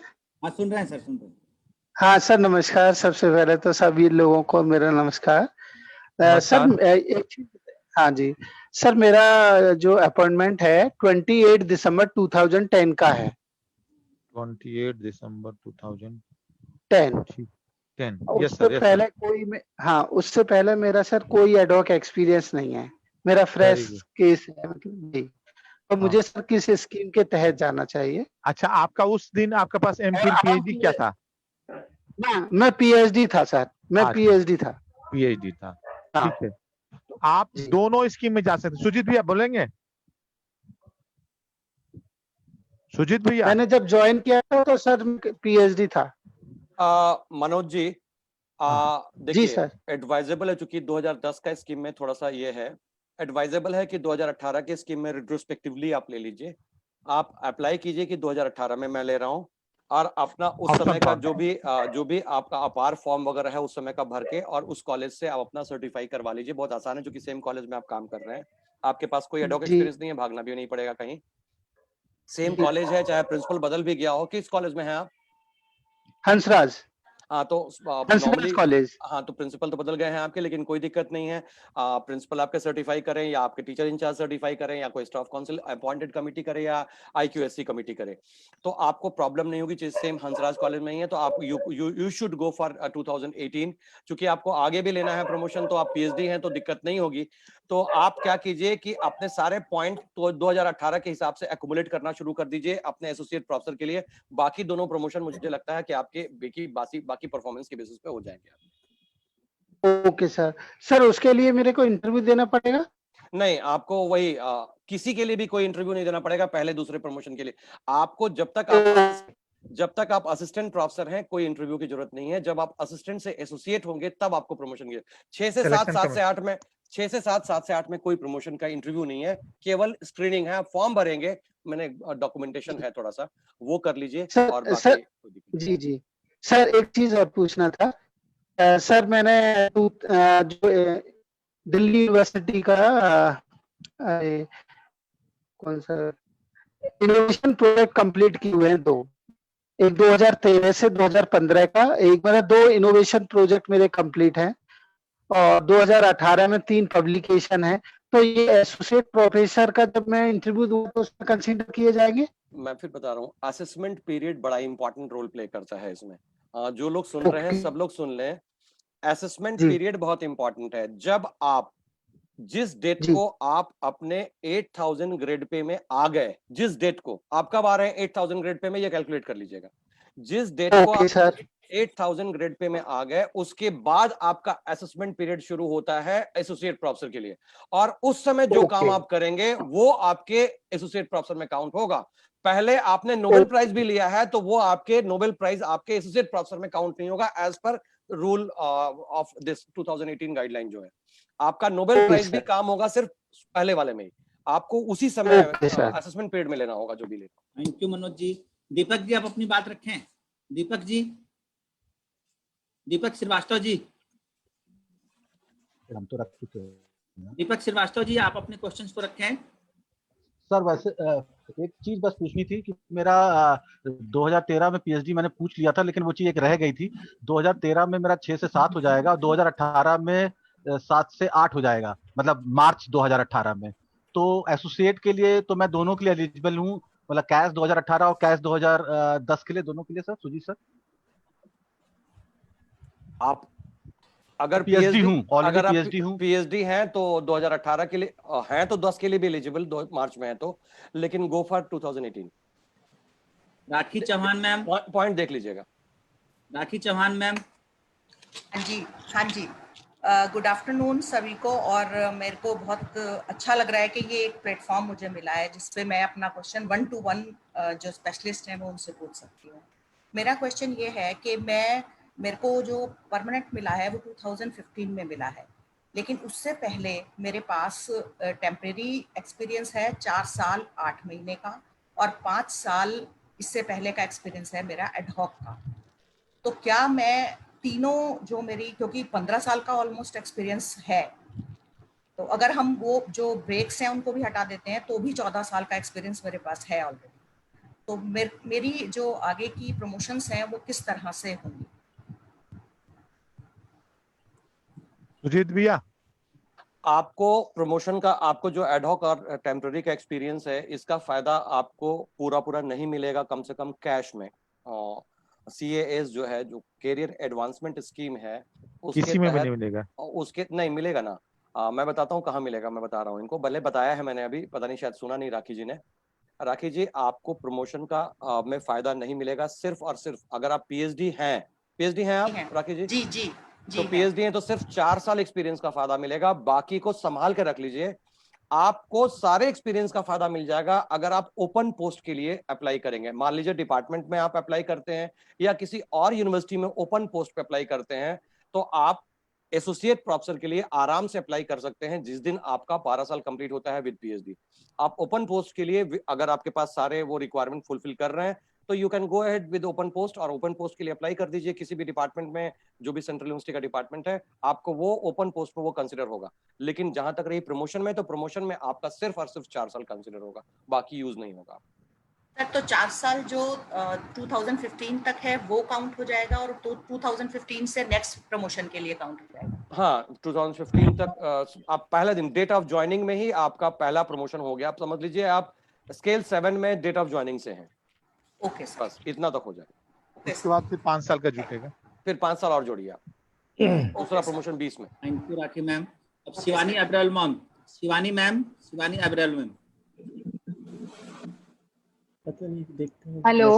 हाँ जी मैम। हाँ जी sir, good afternoon to everybody and thank you so much, you are all are giving such information जो हमें प्रमोशन के लिए चाहिए, और सबका ट्यूटर वालों ने एफर्ट से हमें प्रमोशन दिन आ गया कि हमें लग रहा है कि अब प्रमोशन मिल जाएगा। हेलो। हाँ मैम जी बोलिए। जी जी जी जी। हाँ जी सर, मेरा पहला प्रमोशन 6 से 7 2007 में ऑलरेडी हो गया था और उसमें मेरा एड हॉक पीरियड भी काउंट हो गया है। और दूसरा जो अब मेरा 7 से 8 का होगा वो 2012 में होगा और उसके 3 साल बाद 2015 में हो जाएगा। तो मुझे कौन सा कैश 2010 जाना चाहिए कि 18?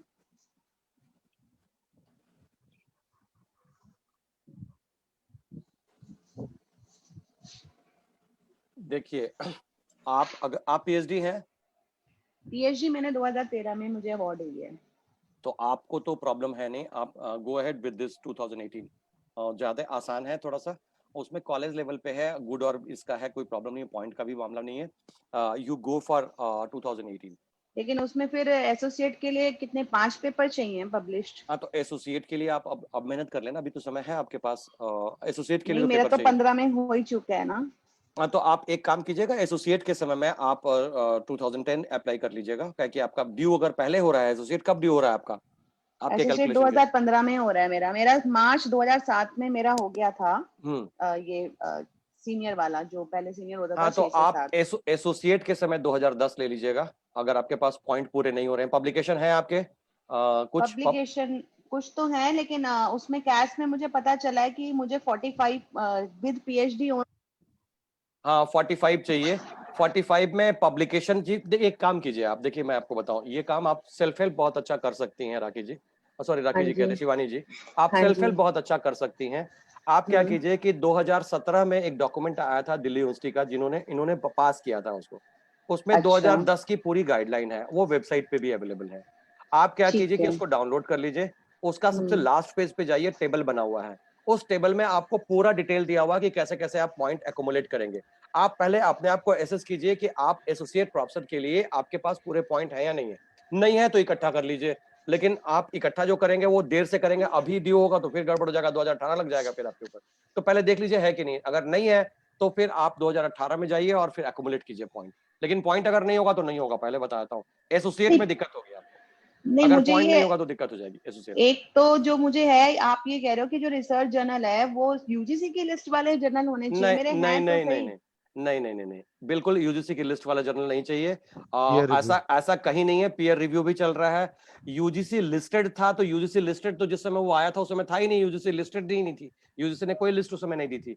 तो इसलिए ऐसा चिंता ना करें, आपके पास जर्नल में अगर उसमें आईएसएन नंबर है तो काम हो हाँ जाएगा। है, मेरे पास हाँ, है, मेरे पास हाँ, 2-3 है। हाँ, तो उसी उस समय पीरियड के हैं और मैंने रिफ्रेशर और ओरिएंटेशन भी सब किया हुआ है। नहीं, रिफ्रेशर ओरिएंटेशन किया वो तो नहीं भी करते तो काम चल जाता आपका बैकडेट नहीं, वो वाला। तो स्टैम्प किया हुआ है लेकिन तो फिर। हाँ, लेकिन सबसे जो हेलो। ज्यादा बात है, 5 मैं पब्लिकेशन चाहिए आपको। एक क्लैरिफिकेशन दे दूं इसमें सुजीत जी। जो पेपर की रिक्वायरमेंट है for promotion in 2018 for associate professor, that is for department teacher, university department teacher, that is not for college teachers. अच्छा, तो एक बार आप देख लेंगे इसको, इसमें आपको पेपर्स नहीं सही बोल रहे हैं, चाहिए। सही है। अगर आपका कॉलेज कॉलेज टीचर्स लेवल के पे लिए प्रमोशन कितने चाहिए? कोई कुछ नहीं नहीं चाहिए, वही रिफ्रेशर कोर्स और कुछ उसके जगह पर अगर मान लो रिफ्रेशर कोर्स नहीं किया तो ऑप्शंस किया दिए हुआ हुए है हैं आपको। मैंने। आशीष जी, अब आप अपनी बात रखिए। आशीष रंजन जी, तो इसमें कोई दिक्कत नहीं है आपको। नमस्कार सर। 2018 में आशीष रंजन जी, आप अपनी ठीक बात है सर, रखें। Thank you. जी, मेरा प्रश्न है कि अगर मैंने केवल 3 महीना कहीं पढ़ाया है तो वो भी जुड़ेगा कि नहीं, या एक कॉमन मिथिक है कि 1 साल पढ़ा होना चाहिए लगातार? ये एक प्रश्न है। और दूसरा कि अगर मैंने लगातार डिपार्टमेंट में ऑफ एजुकेशन में, जहां मैं अभी परमानेंट हूँ, वहां लगातार 4 वर्ष पढ़ाया है, तो हर वर्ष का मुझे डेज वाइज एडहॉक का काउंट करना पड़ेगा, या हमें अगर एस ग्रेशिया मिला हुआ है, समर वेकेशन सैलरी मिला हुआ है, तो क्या हम ये मान सकते हैं कि पूरा वर्ष काउंट कर सके? इस पे थोड़ी स्पष्टता चाहिए थी हमें। 4-4 महीने के टुकड़े में तो पढ़ाया है, बट हमें गर्मी समर वेकेशन का भी तनख्वाह मिली है। आशीष जी, आप अपने डिपार्टमेंट ऑफ एजुकेशन से एक्सपीरियंस सर्टिफिकेट मांग लीजिए। They will give you an experience certificate, और उसमें वो डेज के बेसिस पे देंगे, इसीलिए कि आपका बीच बीच में हर 4 महीने पे एक ब्रेक देते हैं वो। जी, ठीक है, तो वो समर वेकेशन तो नहीं काउंट होगा सर? एक्स ग्रेशिया मिला है तब भी एक्स ग्रेशिया मिलता है, वो काउंट करते हैं कि नहीं, उनसे आप पहले मांग लीजिए, सर्टिफिकेट मांग लीजिए। मैं इसमें ऐड कर दूं सुजीत जी? हाँ जी, बताएं। जो एक्स ग्रेशिया की बात कर रहे हैं वो काफी जगह पे हमारे टाइम में भी रहा है, और आपके एक्सपीरियंस सर्टिफिकेट में वो पीरियड लिखा हुआ होता है, दैट इज काउंटेड। लिखा हुआ है, हाँ, लिखा काउंट हुआ है। होगा, आपका काउंट होगा। होगा जो दिन का सैलरी मिला है आपको जी, वो सारा काउंट होगा। अच्छा ठीक आप अपने डिपार्टमेंट ऑफ एजुकेशन से एक एक्सपीरियंस सर्टिफिकेट ले लीजिए, जी एकदम मिला है सर, क्रिस्टल। उसमें लिखा हुआ है, उसमें हाँ, लिखा तो हुआ है जितना एस एशिया का डे। जितना दिन आपने उसमें लिखा हुआ है, जितना दिन का उसमें लिखा हुआ है, अगर 2 महीना 2 महीना 3 दिन लिखा हुआ है तो 2 महीना 3 दिन ऐड कर दीजिएगा सर्विस। अच्छा अच्छा ठीक है, ठीक ठीक, शुक्रिया शुक्रिया। अगला सवाल जो है वो अब ले लेते हैं, एक दो तीन सवाल और ले लेते हैं बस। अनंत पांडे जी का है। अनंत जी आप अपनी बात रखें। अनंत पांडे जी आप। हाँ नमस्कार सर, मेरी आवाज आ रही है क्या? आ रही है सर, आ रही है। हाँ सुजीत सर, आपने बहुत ही बढ़िया समझाया है और मोस्ट ऑफ द पॉइंट्स या डाउट्स जो थे हमारे वो तो वैसे ही क्लियर हो गए। बस 2 क्वेश्चन मैं पूछना चाहता है। पहला जो सवाल है वो ये है कि जो पोस्ट डॉक या रिसर्च एसोसिएट का जो एक्सपीरियंस है, क्या ये पहले प्रमोशन में काउंट किया जाएगा जैसे एडॉक सर्विस को काउंट किया जा रहा है? और जो दूसरा सवाल है सर, जैसे जो पब्लिकेशन अगर किसी के असेसमेंट पीरियड के पहले है, और जैसे बत्रा सर ने भी क्लियर कर दिया कि वैसे तो पब्लिकेशन की जरूरत नहीं है, पर प्रोफेसरशिप के लिए ये जरूरी है even for the college at the college level. So if somebody has a publication, research publication before the assessment period, can it be counted for professor's promotion? Sujit भैया, अभी के रूल के हिसाब से जो रूल है उसमें, उसके हिसाब से आपके लाइफ टाइम का टोटल काउंट होता है। लास्ट के 3 प्रोफेसर मैं बता देता हूँ, लास्ट के 3 को वो एसेस करते हैं और बाकी प्रोफेसरशिप में प्रॉब्लम नहीं है, उसका आपका पूरा जो भी है वो काउंट कर रहे हैं। 10 पेपर की जो बात है वो कभी भी नहीं लिखा है कि आपका इसी समय 10 पेपर होना चाहिए, तो आपका काउंट हो जाएगा। वो आप उसको संभाल के रखिए, अगर आप बहुत अच्छे पब्लिकेशन है तो बिल्कुल संभाल के रखिए, आपके बाद में काम आएगा, वो बिल्कुल काम आएगा। सर वो पोस्ट डॉक का भी बता दीजिए, पोस्ट डॉक या रिसर्च एसोसिएट का एक्सपीरियंस बिल्कुल काउंट होगा, जैसे एड हॉक एक्सपीरियंस और टेम्पररी अगर पहला प्रमोशन में पहला प्रमोशन इसमें ऐड कर दूं कुछ? हाँ सर, बत्रा सर बताइए। हाँ, पोस्ट डॉक के लिए जो जैसे बाकी जगह तरफ भी एक ही कंडीशन है, that the scale which is given to you is equivalent to what it has to be for assistant professor. आपका जो स्केल मिल रहा है, अगर वो उसी स्केल से हुआ है पोस्ट डॉक जो हमारे लेक्चरशिप में होता है, या जिस टाइम वो हुआ था आपका पोस्ट डॉक, उस टाइम जो स्केल था हमारा लेक्चरशिप का, वही स्केल पे आपने काम किया तो वो काउंट होगा। Same is for research associate. आप किस स्केल पे थे रिसर्च एसोसिएट और पोस्ट डॉक में? स्केल क्या मिल रहा था आपको? नहीं, उसमें तो खैर कोई मेंशन नहीं रहता है कि कौन सा स्केल है, क्योंकि पोस्ट डॉक तो बाहर होता है तो वो मेंशन नहीं होता है। आपने क्या विदेश से किया है? आपको लिखवाना होगा। नहीं, मेरा विदेश का है। बत्रा जी, इनका पोस्ट डॉक काउंट हो जाना चाहिए, विदेश से है इनका, तो चूंकि वो तो सेम स्केल का होना मैंडेटरी है सर आपके एक्सपीरियंस सर्टिफिकेट में। तो एक्सपीरियंस सर्टिफिकेट में कुछ लिखा हुआ है इक्विवेलेंट टू असिस्टेंट प्रोफेसर? नहीं, वो तो खैर मेंशन नहीं होता ही नहीं है, मेंशन होता ही नहीं है ना वो। आप करवा सकते हैं, कहीं ना कहीं तो आपको वो दिखाना होगा। वो बत्रा सर, एक सवाल मुझे एक और भी था, जैसे सुजीत सर ने तो बड़ा क्लियरली बोल दिया कि 31 दिसंबर 2018 के पहले अगर कोई प्रमोशन ड्यू है, तो अगर असेसमेंट पीरियड में कोई ओरिएंटेशन कोर्स या रिफ्रेशर कोर्स नहीं है या मैंडेटरी भी नहीं है वो, पर आपने जब डिफरेंशिएट करने किया कैश 2018 को 2010 से, तो उसमें आपने एक बेसिक डिफरेंस समझाया था कि 2018 में it is mandatory that the orientation course और the refresher course should be done within the assessment period. तो उस पे थोड़ा सा कुछ कॉन्ट्रडिक्शन सा लगा, तो उस पे अगर आप थोड़ा सा और क्लैरिफिकेशन दे सकें। जब किसी हॉस्पिटल में सीनियर डॉक्टर कह दें पेशेंट डेड, तो डेड ही होता है। सुजीत भैया हमारे सीनियर हैं, उन्होंने बिल्कुल बढ़िया सर, फिर तो बढ़िया सर, तो उन्होंने बिल्कुल ठीक कहा है। नहीं सर, मैं थोड़ा इसलिए भी कहना चाह रहा था क्योंकि ड्यूटा में ये क्लैरिटी बहुत जरूरी है, क्योंकि अगर ड्यूटा में क्लैरिटी नहीं होगी तो क्लर्क लोग, जैसा सुजीत सर कह रहे थे, वो तो फिर मिसयूज करेंगे। बिल्कुल बिल्कुल। Thank you sir, thank you. उसके लिए है ना आलोक जी और मधुमिता मैम। प्रेमचंद जी। ठीक है, मधुमिता मैम अपनी बात रखिए। Thank you Alok ji, thank you everybody. आप बहुत इंफॉर्मेटिव रहा। A lot of my doubts have been cleared. मेरा केस ये है कि I became permanent in 2005, got my first promotion in 2006 with an MPhil. So my second promotion is due in August 2011, and then the third promotion in August 2014. Now I did one refresher in 2011 and one refresher in 2012. So the question I want to ask is, now obviously I'm realizing that CAS 2018 is easier because that exempts us from the other one extra refresher that one needs for the third promotion. But my question is, since I also have a book which was published in 2010 and I have a few I'll have to check the exact calculations for till 2014, तो CAS 2010 में करने का कोई फायदा मिलेगा क्या, या CAS 2018 में ही जाना चाहिए?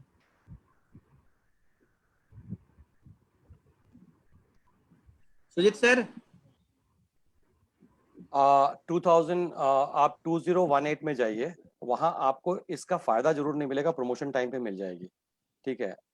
10 थोड़ा सा कन्फ्लिक्टिंग भी है बहुत जगह, हो सकता है उसके हिसाब से, क्योंकि क्लर्क वाला प्रॉब्लम है, ऐसे आसान कर दिया है उसको 18 ने, पॉइंट्स कम कर दिए हैं। मैं जानता हूँ आपने जब लिखा है पेपर तो आप उसको यूज करना चाहती हैं, बट बिना पेपर के जब आपका हो जा रहा है, आप इंटरव्यू जो आप सिलेक्शन कमेटी में जब भरेंगे तो एनी अदर इन्फॉर्मेशन में भर दीजिएगा कि मैंने इतना इतना भी लिखा हुआ है, तो वो कम से कम बेनिफिट तो देगा कि भैया ठीक है इसने ये भी किया हुआ है एडिशनली। लेकिन आपको you should go for 2018 opt कीजिए, आपको रेट्रोस्पेक्टिवली प्रमोशन मिलेगा, वो ज्यादा आसान रहेगा। Okay, thank you. And one more class of 2018 के लिए, so for example, when we fill up the data now, तो पहले तो हमें 2006 से 2011 तक का डेटा भरना है, तो the work has to be relevant to that period only, मतलब जो भी उस पे तो 2000 से स्क्रीनिंग के लिए तो कुछ है नहीं, बट मैं बोल रही हूँ अगर हम बाद में जब एसोसिएट के लिए भरेंगे, उसमें जो हम काम दिखाएंगे वो 11 to 14, मतलब जो मेरा असेसमेंट पीरियड है उसी पीरियड का ही होना पड़ेगा, या उसके बाद का भी हो सकते हैं अगर हम 2018 ले रहे हैं तो? अगर आपका असेसमेंट पीरियड में कंप्लीट नहीं हुआ है तो आपका असेसमेंट पीरियड को एक्सटेंड करना पड़ जाएगा आपको, अगर आपने कंप्लीट नहीं किया कोई भी फॉर्मेलिटी। 2018 तक आपको थोड़ा सा एग्जेम्पशन मिली है रिफ्रेशर ओरिएंटेशन से, उसके अलावा बाकी जगह अगर आप कोई चीज कमी कर रही हैं तो फिर आपका प्रमोशन बढ़ जाएगा, डेट बढ़ जाएगा। नहीं, बाकी जगह पे मेरा पीएचडी 2008 में हो गया, सो पीएचडी का भी इश्यू नहीं है, it was awarded in 2008। It's just the number of points that one needs to calculate कि 11 से 14 के बीच में कितने पॉइंट्स हो रहे हैं। पॉइंट्स क्यों आप काउंट कर रहे हैं? जब 18 में जा रहे हैं तो पॉइंट में प्रॉब्लम क्या है आपको? आप तो नॉर्मल 18 में नहीं है उसमें, आप कहाँ जा रहे हैं पॉइंट में? आपको तो 18 लेना है तो फिर आपको पॉइंट ही नहीं चाहिए, आपको आराम से पीएचडी है मजे में लीजिए, आप 18 लीजिए, पीएचडी होने के बाद तो सोचना ही नहीं है 10 के बारे में, पॉइंट मत कैलकुलेट कीजिए, आप 18 में जाइए। For both the promotions, for both सारे प्रमोशन आप पीएचडी हैं, आराम से 2018 में जाइए, और वही है कि आपको अपार फॉर्म जो है वो हर साल का भरना पड़ेगा, ये एक है। वो 10 साल का नहीं, बस एक ही यही था कि हमने क्योंकि इतना कंफ्यूजन था तो हमने अभी बैठे बैठे ये लॉकडाउन पीरियड में बैठे बैठे सब एफडीपीस किए हैं, तो उसका यूज तो उसका मतलब तो 2018 तक में तो एग्जेम्पशन है, तो उसका यूज अब नहीं होगा। हो ना हो कुछ सीख तो लिया ही है ना, क्या फर्क सीख लिया, बस अच्छा खासा सीख लिया। नहीं मधु जी, आपका एडहॉक एक्सपीरियंस है क्या मधु जी? एडहॉक एक्सपीरियंस मिल गया था, वो परमानेंट के सीनियर स्केल में यूज हो गया था प्रेम भाई। अच्छा, अब अंतिम क्वेश्चन हम ले रहे हैं रितेश जी का। रितेश जी जो हैं श्यामलाल कॉलेज में हैं, उन्होंने हैंड रेज किया हुआ है, उस समय से अंतिम क्वेश्चन ले रहे हैं। और मैं सूचना दे दूं कि अभी हम लोग नंबर दे रहे हैं, और पर डे अब हम लोग हर कॉलेज के वाइज से एक दो कॉलेज लेके, जैसे नॉर्थ कैंपस हो गया, साउथ कैंपस हो गया, ईस्ट के कॉलेज हो गए, वेस्ट कॉलेज हो गए, अब हम कॉलेज वाइज लेंगे, और यदि फॉर्म भरने में कोई समस्या होगी उसको हम करेंगे। आपको यदि कोई भी समस्या है तो चैट बॉक्स में हमने नंबर डाल दिया है, क्वेश्चन एंड आंसर में भी नंबर डाल दिया है, तो आप लोग आप उससे डायरेक्ट उस पर बात कर सकते हैं, उसके अलावा हम आपको कर देंगे, ठीक है। तो ये है अंतिम क्वेश्चन, रितेश जी आप ले लीजिए। नमस्कार आप सबको। सर मेरा रिकॉर्डिंग भी आप अपलोड करिएगा क्या आलोक जी? फेसबुक पे तो हमने लाइव चल रहा है ये, और रिकॉर्डिंग भी हम अपलोड करके बता देंगे आपको, ठीक है। मेरा एक प्रश्न है राजेश भाई कि मेरा फर्स्ट प्रमोशन 2010 में ड्यू था, सेकंड प्रमोशन 2015 में ड्यू है, और थर्ड प्रमोशन जुलाई 2018 में ड्यू है। तो मैं ये जानना चाहता था कि क्या स्क्रीनिंग कमेटी को हम ये रिक्वेस्ट कर सकते हैं कि मेरा 2010 और 15 में जो फर्स्ट और सेकंड स्टेज का प्रमोशन है वो एक साथ मुझे दे दिया जाए, बजाय इसके कि पहले फर्स्ट स्टेज को कॉल किया जाए, फिर कुछ दिनों बाद सेकंड स्टेज के लिए कॉल किया जाए। क्या फर्स्ट स्टेज और सेकंड स्टेज स्क्रीनिंग कमेटी पे मैं एक साथ ले सकता हूँ, ताकि जल्दी से जल्दी मैं एसोसिएट के लिए अप्लाई कर सकूँ? थैंक कौन सा यू। कॉलेज है? श्यामलाल कॉलेज इवनिंग जी। सुजीत भैया? और सर विद पीएचडी है और सारा एलिजिबिलिटी फुलफिल हो रहा है। इसका जवाब मैं दे रहा हूँ, वैसे आलोक जी को देना चाहिए था, मैं बता दूं अभी के प्रोविजन के हिसाब से आपका 2 प्रमोशन एक साथ नहीं हो सकता, नहीं दिख रहा है, क्योंकि एक स्क्रीनिंग कमेटी जो है वो अब घर बैठे बैठे नहीं करेगी। जिस दिन स्क्रीनिंग कमेटी होगी उस दिन उनको उस चीज को कॉलेज को देना होगा, और फिर दूसरे दिन कभी कोई स्क्रीनिंग कमेटी का सेम डे 2 फॉर्म के लिए स्क्रीनिंग कमेटी बैठे, ऐसा प्रोविजन अभी इसमें दिख नहीं रहा है। लेकिन दिल्ली यूनिवर्सिटी चाहे तो एक साथ, क्योंकि बहुत सारा ड्यू है, खास करके पहले और दूसरे लेवल का प्रमोशन 6 से 7, 7 से 8 वाला इतना ज्यादा है कि स्क्रीनिंग कमेटी को बिना काम का समय अपना लगाना पड़ेगा। तो मैं रिक्वेस्ट कर रहा हूं आलोक जी से और प्रेमचंद जी से कि आप लोग डूटा के लेवल पर प्रयास करें कि आपका राजेश झा जी से इसी मेंबर हमारे हैं, उनसे मैं रिक्वेस्ट कर रहा हूं कि आप लोग डूटा के लेवल पे और रिक्वेस्ट करके कि अपना पहला और दूसरा जो स्टेज का प्रमोशन है स्क्रीनिंग कमेटी एक साथ कर दें। आज के डेट में अगर आप मुझसे पूछ रहे हैं तो मैं बता दूं कि आज के डेट में ऐसा कोई प्रोविजन दिख नहीं रहा है एक्सप्लिसिट। हाँ, यूनिवर्सिटी चाहे तो कर सकती है ये काम। सर बाकी फॉर्म तो दोनों का एक साथ भर सकते हैं हम इस समय। आप फॉर्म भर दीजिएगा, लेकिन वो कॉलेज कराएगा कि नहीं ये चीज तो यूनिवर्सिटी को बताना पड़ेगा, और यूनिवर्सिटी जब तक नहीं बताएगी तो क्लर्क लोग तो मुझे नहीं लगता कोई मदद करने को तैयार है। जी। तो आप यूनिवर्सिटी अगर डिसीजन लेती है, मैं रिक्वेस्ट कर रहा हूँ, राजेश झा जी आ चुके हैं तो उनसे रिक्वेस्ट कर रहा हूँ, इस तरह का कोई प्रोविजन अगर दिल्ली यूनिवर्सिटी बना देती है, जो बना सकती है, कोई भी रूल। श्यामलाल कॉलेज इवनिंग है ना? जी राजेश भाई, श्यामलाल तो इवनिंग। सर ऐसा है, मैं रिक्वेस्ट करूंगा, अमित जी जुड़े हुए हैं। जी। हाँ अमित जी, आप कोशिश कीजिए कॉलेज लेवल पर कि 6 से 7 और 7 से 8 एक साथ हो जाए। मैं बिल्कुल कोशिश कर रहा हूँ सर, और मैं कल भी कॉलेज ग्रुप में मैंने आकर रखी है और अपने साथियों से कल बोला, इसीलिए जुड़े हुए मेरे साथी। हाँ, और रिक्वेस्ट कर चुका हूँ अपने प्लेटफॉर्म पर, इसको लेकर टेकअप करेंगे जल्दी सर, जरूर। ठीक है सर, ठीक है। हम कोशिश करेंगे, और मुझे लग रहा है कि आज का जो हमारा था यहीं पे हम आज खत्म करते हैं, और फिर हम पर डे 2 दिन बाद हम लोग फिर आलोक जी अगर कामेश जी हैं तो बहुत बार मुझे रिक्वेस्ट कर चुके हैं, अब हम उनका क्वेश्चन ले लें तो 1 मिनट के लिए बस। ले लीजिए। एक कामेश शर्मा है वेंकटेश्वर कॉलेज से। ले लीजिए। अगर वो आपके यहाँ दिख रहे हैं तो उनको बोलिए प्लीज क्वेश्चन के लिए। कामेश शर्मा, एक चीज मैं कहना चाहता हूँ कि जो लोग भी those who are in this program, we would like to assure that we will reach to all of you. Samrinder is individually replying. I am also trying to reply the questions and answer. And we have shared our phone numbers also.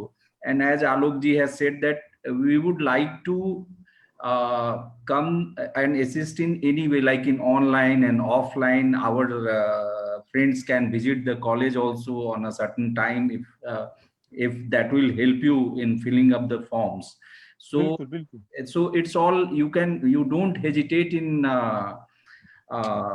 approaching to us. And secondly, कुछ लोग कह रहे हैं कि हमने those who did not have any ad hoc experience or those who did not have any issues, so they filled up the forms already under CS 2010. So what they should do? They should do it again or not? I will suggest that they should give us the details. We will try that list of experts for them can be sent as soon as possible. Recently, I met Dean of the colleges and I raised this issue that why don't you give the list of experts? So we'll get that expedited very soon. So instead of filling up the form afresh, you kindly give us the details and we will try to get those cases expedited. Thank you. बिल्कुल Rajesh sir, और नहीं हम लोग परसों तरसों कल भी मिल सकते हैं, परसों भी मिल सकते हैं समय निकाल के। यदि बहुत लोग का सवाल हो, कुछ हो, तो आप एक बार फोन पे मैसेज कर देंगे तो हम लोग मिल लेंगे। मैं सुजीत सर से रिक्वेस्ट करूंगा, ओझा जी से, समरेंद्र सर से, बत्रा सर से, सबसे रिक्वेस्ट करके हम आपकी बात को रखेंगे, क्योंकि हमारा पहला काम अभी यही है कि हम प्रमोशन को किसी तरह पहले एक बार ओझा सर आपसे मैं रिक्वेस्ट करूंगा कि आप एक बार फिर हम एक बार मिलेंगे तो आप एक बार फॉर्म भरने में यदि बहुत सारी समस्याएं आती हैं तो उसको आप बता दीजिएगा। सुजीत सर, बत्रा सर, ओझा सर, तो ये फॉर्म भरने की समस्याएं खत्म हो जाएंगी। देखिए मैं बताता हूँ कि फॉर्म भरने में कोई अगली बार बात कर लेंगे। हाँ, अभी चूंकि अब कामेश्वर शर्मा जी का हम लास्ट सवाल ले रहे हैं, और उसके बाद हम आप आलोक जी के पास में बताइए। हम लोग हर दिन समय देने के लिए तैयार हैं। ठीक है, तो अब ठीक है सर, वो आपका बड़प्पन है, हम लोग बिल्कुल साथ में इसको काम करेंगे। कामेश्वर जी आप अपनी बात रखें। Okay, sir. Fine. Namaskar, sir. Good evening to everyone. I appreciate the efforts of AAD to get together like this, and the presentations of everyone were very nice. And most of my doubts have been cleared. But yeah, I would like to put two more questions which I would like to enlighten. Just like Batra sir was telling now to the Anand sir's question. So one more point to reiterate on that. Like RA ship, if like he was mentioning that about the money, like financial constraint. So what if there are three questions. Number one is, what if the RA gets consolidated pay, right? So otherwise the Delhi University teachers and all, they get basic pay and other allowances as per time to time. So what if the RA gets the consolidated? Number one. Number two, while counting the ad hoc experience, if at all, if somebody is having any break in between for some reason, so will that be counted, or that is the second point. And last is, as in the UGC Gazette also it is written somewhere that orientation and refresher are not mandatory if you are falling before 31st December 2018. So my point is, sir, like not mandatory means I would like to understand myself in a more better way, that the orientation which I have done, will it be counted? So should I should I consider that for the 2015, that my first promotion which is falling under in the year 2015? So that orientation part for the 2015 will be considered, and then am I because I have done the orientation in 2017, first point, and if am I supposed to do one refresher for that pending promotion? First point. And second is second promotion which I am due in April 2020. But unfortunately, I could not do the refresher courses. So as from the Dr. Sujit sir, I heard that the date when I do these refresher courses, till from then my promotion will be considered for the second one. So please kindly enlighten on these points, sir. Thank you very much for giving me an opportunity. Batra sir आप ही जवाब दे दीजिए। जी, Kamesh ji, the first question was about research associateship. As per the government rules and as per the UGC regulation, the associateship or any other assignment that you have done, let's say postdoctoralship, right, that has to be according to pay scale of the assistant professor. Okay. Normally what happens in research associateship, we get basic salary of the lecturer grade plus HRA. Okay. We don't get DA and TA and other things. Right. तो अगर आपको basic salary plus HRA मिला है, then it is entitled, meaning it would be valid. Okay. Okay, that is one. Secondly, what you asked is about your orientation course which you have done in 2017. Right. And that is very clear. If you have done it, it would be counted. It would be counted only when your stage of promotion falls. Suppose your first promotion would be in 2015. Right. And second would be in 2020. Right. So in 20, you don't have any choice. You have to show refresher course because it is 2018. Okay. Okay. Okay. So be used there. And whenever, suppose you have not done it, refresher course, which is required for second stage promotion, then you have to do it either refresher course or some other options are given like FDPs and other things. Okay. जिस दिन से आप पूरा करेंगे उसी दिन से आप एलिजिबल होंगे। Okay. ठीक है, हाँ जी। तो आज हम यहीं पे अपनी बात को विराम देते हैं और फिर हम लोग आगे हर कॉलेज वाइज आपके पास नंबर चला गया है, जैसे भी कोई सर ब्रेक वाला पॉइंट का एक बार ब्रेक इन द सर्विस अगर एड हॉक किसी का ब्रेक तो नॉर्मली होता ही है एड हॉक में। आप एक कॉलेज में पढ़ाते हैं फिर दूसरे में पढ़ाते हैं तो वो सारा काउंट होता है, चाहे वो 1 महीना पढ़ाया आपने किसी कॉलेज में 29 डे भी पढ़ाया होगा तो सब काउंट होगा। Okay. Maximum to the maximum of what is mention 4, 5, 6 year for the first promotion. बीच में जो कंफ्यूजन था ना, आप टुकड़ों में एड हॉक का एक्सपीरियंस काउंट कर सकते हैं। मोटा मोटी बात ये है, आप टुकड़े में 4 जगह का एड हॉक एक्सपीरियंस सारा ऐड कर लीजिए, ये एड हॉक एक्सपीरियंस हो गया। पहले कंफ्यूजन था, लेकिन पहले कंफ्यूजन था, अब वो नहीं है, इसलिए आप कंफ्यूज कर रहे हैं। तो सुजीत भैया आपको बहुत बहुत धन्यवाद, बत्रा जी को, समरेंद्र सर को, ओझा सर को, सबको, अमित जी को, रिचा को, राजेश सर को, सब आपने समय निकाला और हमने अपनी बात रखी। चूंकि ये पूरा का पूरा फेसबुक लाइव था वहाँ भी 50-100 लोग लगातार इसे देखे जा रहे थे। हम कोशिश करेंगे कि इसे रिकॉर्डिंग को भी हम कहीं डालें और उसे आप लोग देखें, और अगली बार फिर हम और लोगों के साथ जो आज बच गए हैं और कोई भी समस्या है उस समस्या को दूर करने के लिए, कि हमारा एजेंडा अभी प्रमोशन का है और हम चाहते हैं कि हम कॉलेज वाइज, जैसा कि राजेश सर बोल रहे थे कि यदि किसी कॉलेज में किसी कोई समस्या है आप हमें फ़ोन कर सकते हैं, हम खुद वहाँ पहुँचेंगे, या आप यदि 10-20 लोग भी होंगे तो हम ऑनलाइन बैठ के उससे गपशप बात कर सकते हैं, आपकी समस्याओं को निदान कर सकते हैं। आप सभी का बहुत बहुत धन्यवाद। हम फिर मिलते हैं, सभी को प्रणाम। और फिर अगली बार कुछ और जो साथी जुड़ेंगे उनके साथ हम इस मुद्दे को लेंगे। राजेश सर, आपको कुछ फाइनल कमेंट करना है क्या? राजेश झा सर। नहीं, थैंक यू। हम लोग फिर मिलते ही रहेंगे। ठीक है, okay, thank you sir, thank you सभी का बहुत बहुत धन्यवाद। मैं एंड कर रहा हूँ अब मीटिंग को।